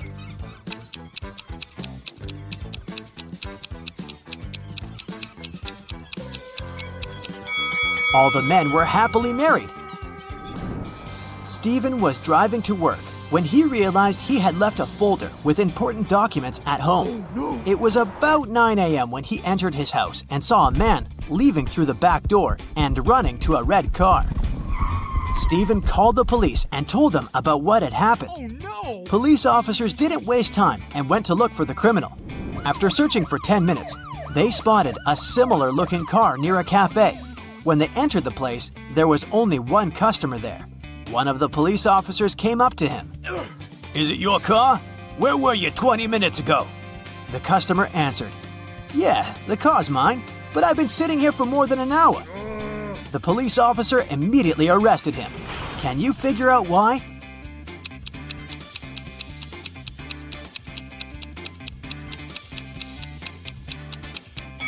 The police officer noticed that the cafe only opened at 9 a.m.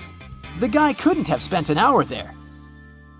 Sheila participates in a beauty pageant. The next catwalk will take place in 30 minutes. Sheila leaves her stuff in the dressing room and goes outside to talk on the phone.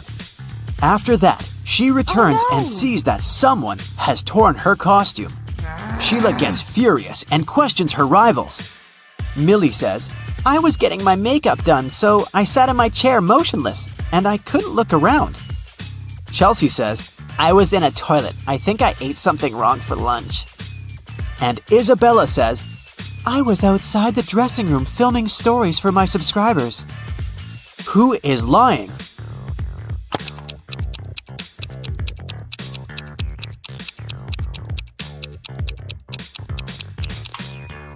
Millie. She said she got her makeup done, but why did she ruin it by putting on a face mask? Sheila goes to the storage room to find a new dress. Suddenly, the door slams shut behind her. Oh no! She needs to enter an 8-letter password to open the door. Sheila needs to be on the stage in 5 minutes. Can you help her crack the code?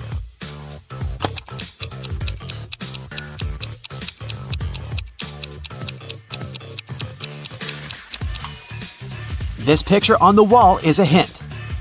Sheila needs to enter paradise.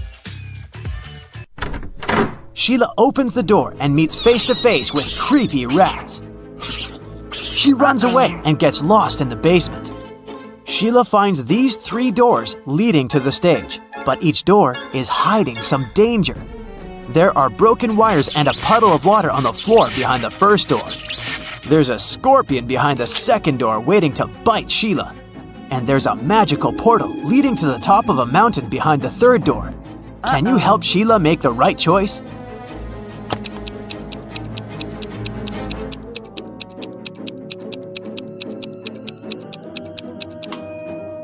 She should choose the first door. There's enough space. Sheila can crawl underneath the wires. Sheila enters the stage and spots 3 weird details in the auditorium. Can you see them too?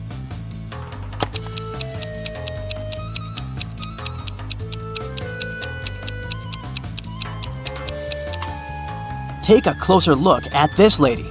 She's holding a book upside down. This musician is playing the violin without any strings. Also, there's a panda among the viewers. Sheila becomes a beauty queen. She gets a diamond tiara and a paycheck. She goes backstage, but suddenly, all lights in the building go out for a few seconds. When the lights turn on again, Sheila sees that someone has stolen her tiara. She questions 3 rivals. Zoe says, I don't want your cheap tiara. My dad is a billionaire. Jasmine says, someone pushed me in the dark and scratched my dress. Rachel says, you must have dropped it on the floor. Look better. Who stole the tiara?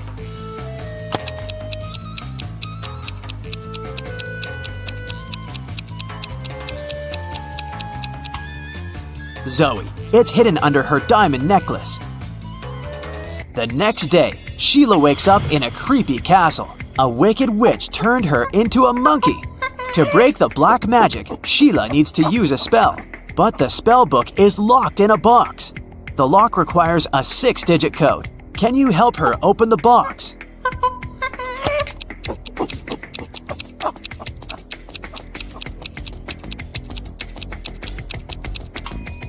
There are exactly 6 candles on the shelf above the box. It's a hint. Each candle has a particular number of dots, so the code is 24361. There are 4 big houses in Sheila's neighborhood. All 4 are standing in one row, and they have different colors: red, green, white, and blue. Mrs. Jones's house is somewhere to the left of the green house. The 3rd house in the row is white.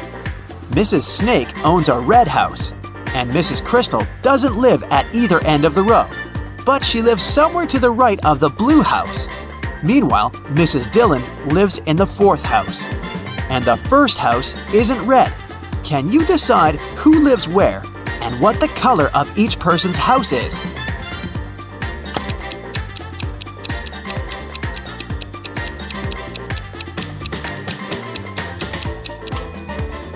From the clues, we know that the 1st and the 3rd houses can't be red. Mrs. Dillon lives in the 4th house. Therefore, Mrs. Snake, who owns the red house, can only live in the 2nd. Since Mrs. Crystal doesn't live at either end, she must live in the 3rd house, which is white. Mrs. Jones's house is somewhere to the left of the greenhouse, which means that Mrs. Dillon lives in the 4th house. As for Mrs. Jones, she lives in the 1st house, and it's blue. Can you spot a fake teacher?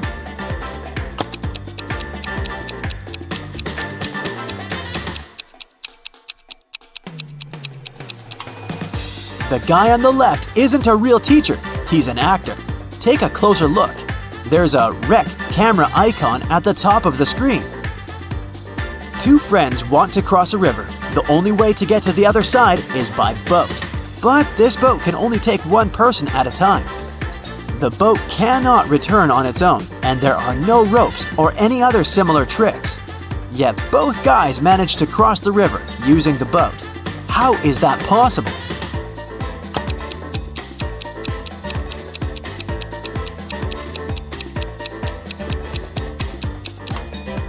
The guys started on the opposite banks of the river. Josh and Bob are twins. Josh lives with his wife, and Bob lives alone. Can you guess which one is Josh?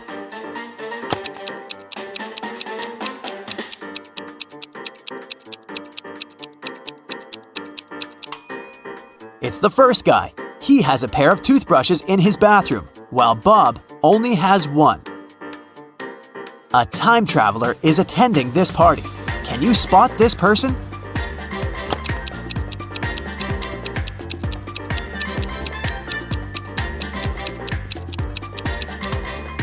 This lady's shoes look too old-fashioned. Chuck enters a spooky building where he's supposed to have a job interview. Suddenly, someone locks the door, and now Chuck is trapped. He wanders around for a while and sees these 4 doors. He also finds a note. Only door 3 is leading to the job interview. The remaining doors will take you to the black hole. Good luck. Can you help Chuck choose the right door?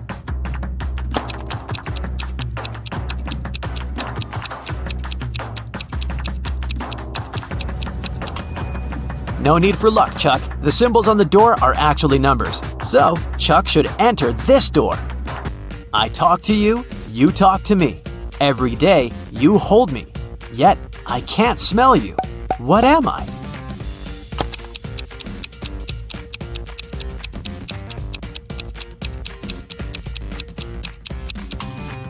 I'm your mobile phone. A gentleman and a lady are talking. The person with black hair says, I'm a gentleman. The person with blonde hair says, I'm a lady. At least one of them lied. Can you guess the hair color of each person?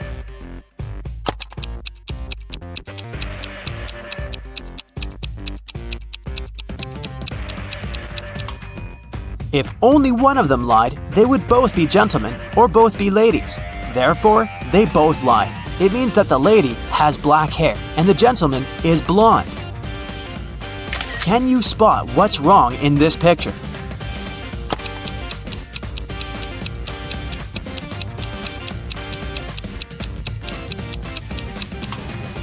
There's no milk in the jug.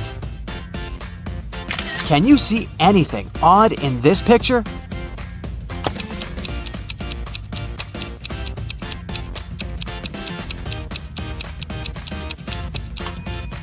The image in the mirror is not reflected. Can you spot a vampire?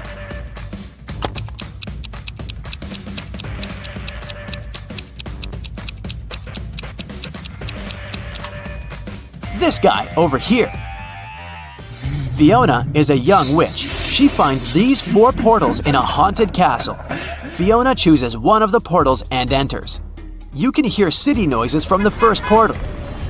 You can hear sea waves from the second portal. You can hear leaves rustling from the third portal. And bells are ringing from the fourth.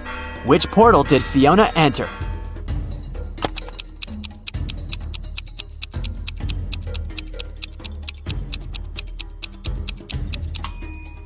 Fiona's dirty footprints on the floor are leading to the third portal.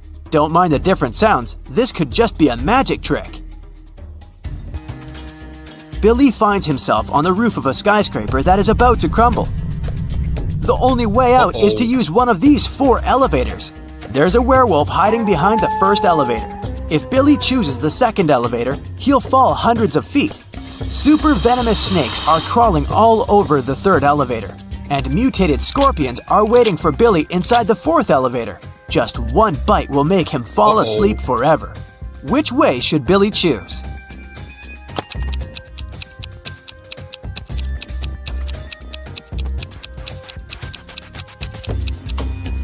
The first one. Take a look at the sky. The moon is not full, so the werewolf is harmless. Rachel meets 3 of her former school friends in the parking lot. All 3 want to impress Rachel, so they begin to discuss their new cars. Melanie says, "I wanted my car to be one of a kind, so I bought this one." Peter says, "Since I'm a beginner, I purchased the cheapest used car." And finally, Samantha says, "I bought a large car because I have a big family." Rachel spots a liar right away. What about you?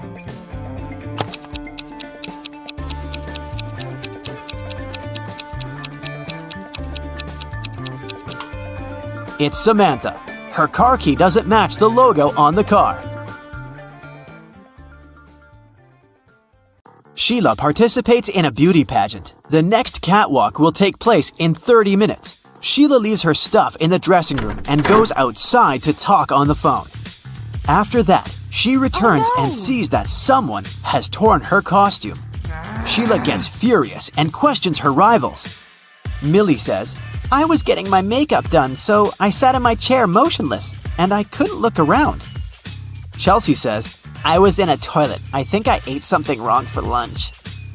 And Isabella says, "I was outside the dressing room filming stories for my subscribers." Who is lying?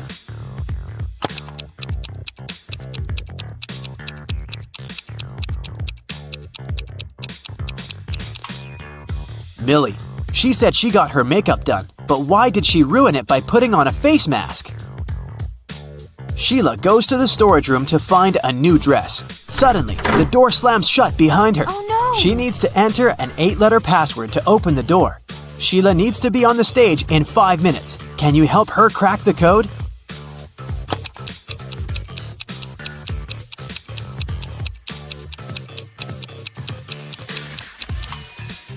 This picture on the wall is a hint. Sheila needs to enter paradise. Sheila opens the door and meets face to face with creepy rats. She runs away and gets lost in the basement. Sheila finds these 3 doors leading to the stage, but each door is hiding some danger. There are broken wires and a puddle of water on the floor behind the first door. There's a scorpion behind the second door waiting to bite Sheila. And there's a magical portal leading to the top of a mountain behind the third door. Can you help Sheila make the right choice?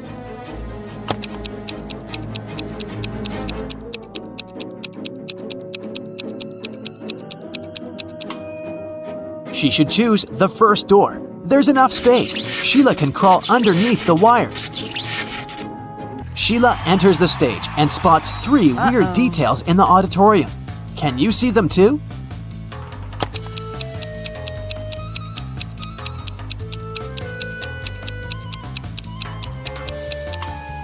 Take a closer look at this lady. She's holding a book upside down. This musician is playing the violin without any strings. Also, there's a panda among the viewers. Sheila becomes a beauty queen. She gets a diamond tiara and a paycheck. She goes backstage, but suddenly, all lights in the building go out for a few seconds. When the lights turn on again, Oh, no. Sheila sees that someone has stolen her tiara. She questions 3 rivals. Zoe says, I don't want your cheap tiara. My dad is a billionaire. Jasmine says, someone pushed me in the dark and scratched my dress. Rachel says, you must have dropped it on the floor. Look better. Who stole the tiara?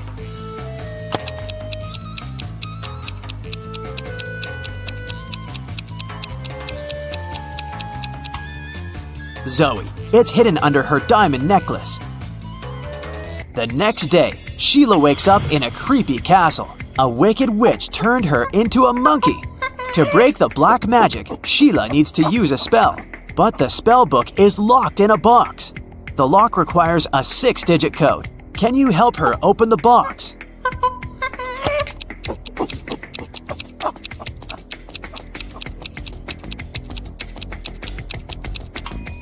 There are exactly 6 candles on the shelf above the box. It's a hint. Each candle has a particular number of dots, so the code is 24361. There are 4 big houses in Sheila's neighborhood. All 4 are standing in one row, and they have different colors: red, green, white, and blue. Mrs. Jones's house is somewhere to the left of the green house. The 3rd house in the row is white. Mrs. Snake owns a red house, and Mrs. Crystal doesn't live at either end of the row, but she lives somewhere to the right of the blue house. Meanwhile, Mrs. Dillon lives in the 4th house. And the 1st house isn't red. Can you decide who lives where and what the color of each person's house is?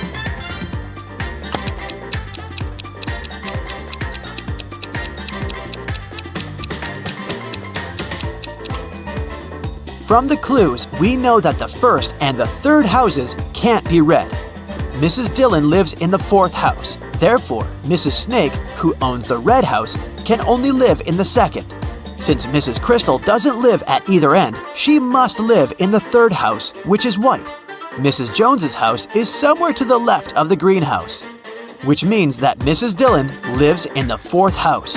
As for Mrs. Jones, she lives in the 1st house, and it's blue. Can you spot a fake teacher?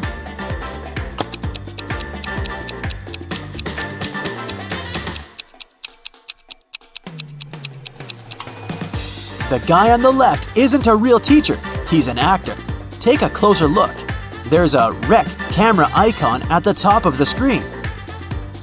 2 friends want to cross a river. The only way to get to the other side is by boat.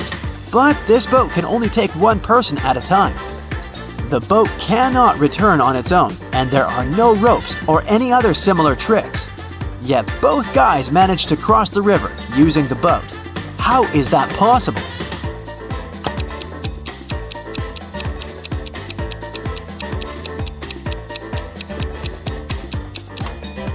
The guys started on the opposite banks of the river. Josh and Bob are twins. Josh lives with his wife, and Bob lives alone. Can you guess which one is Josh?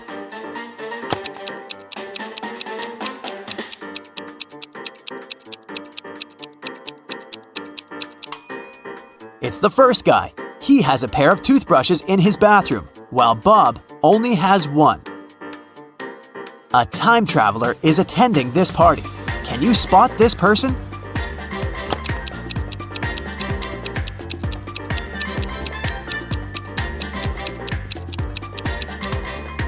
This lady's shoes look too old-fashioned. Chuck enters a spooky building where he's supposed to have a job interview. Suddenly, someone locks the door, and now Chuck is trapped. He wanders around for a while and sees these 4 doors. He also finds a note. Only door 3 is leading to the job interview. The remaining doors will take you to the black hole. Good luck. Can you help Chuck choose the right door?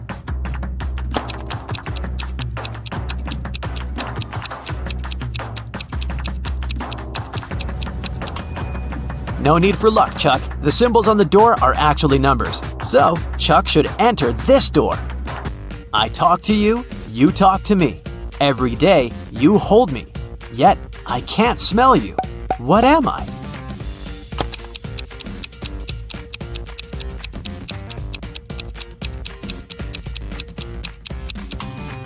I'm your mobile phone. A gentleman and a lady are talking. The person with black hair says, "I'm a gentleman."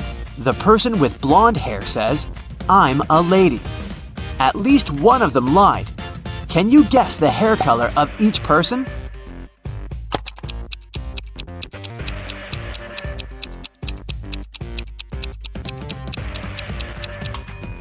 If only one of them lied, they would both be gentlemen or both be ladies. Therefore, they both lied. It means that the lady has black hair and the gentleman is blonde. Can you spot what's wrong in this picture?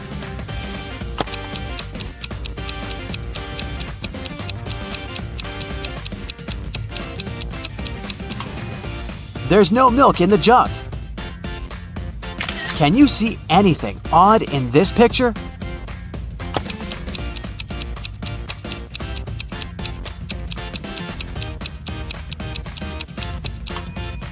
The image in the mirror is not reflected.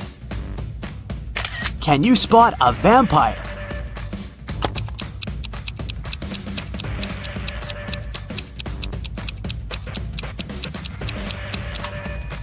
This guy over here. Fiona is a young witch. She finds these 4 portals in a haunted castle. Fiona chooses one of the portals and enters. You can hear city noises from the first portal. You can hear sea waves from the second portal. You can hear leaves rustling from the third portal. And bells are ringing from the fourth. Which portal did Fiona enter?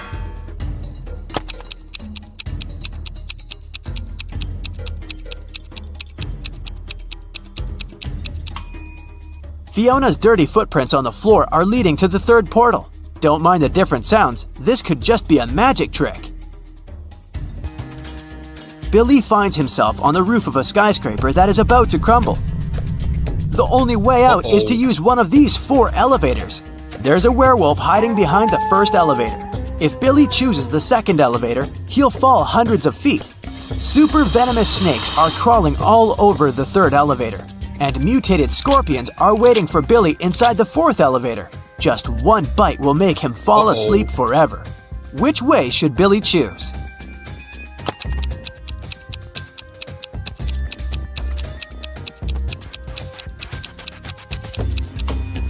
The first one. Take a look at the sky. The moon is not full, so the werewolf is harmless. Rachel meets 3 of her former school friends in the parking lot. All 3 want to impress Rachel, so they begin to discuss their new cars. Melanie says, "I wanted my car to be one of a kind, so I bought this one."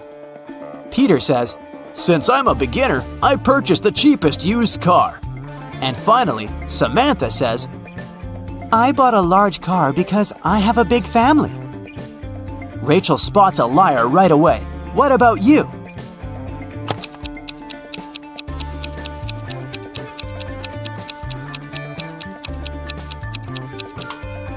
It's Samantha. Her car keeps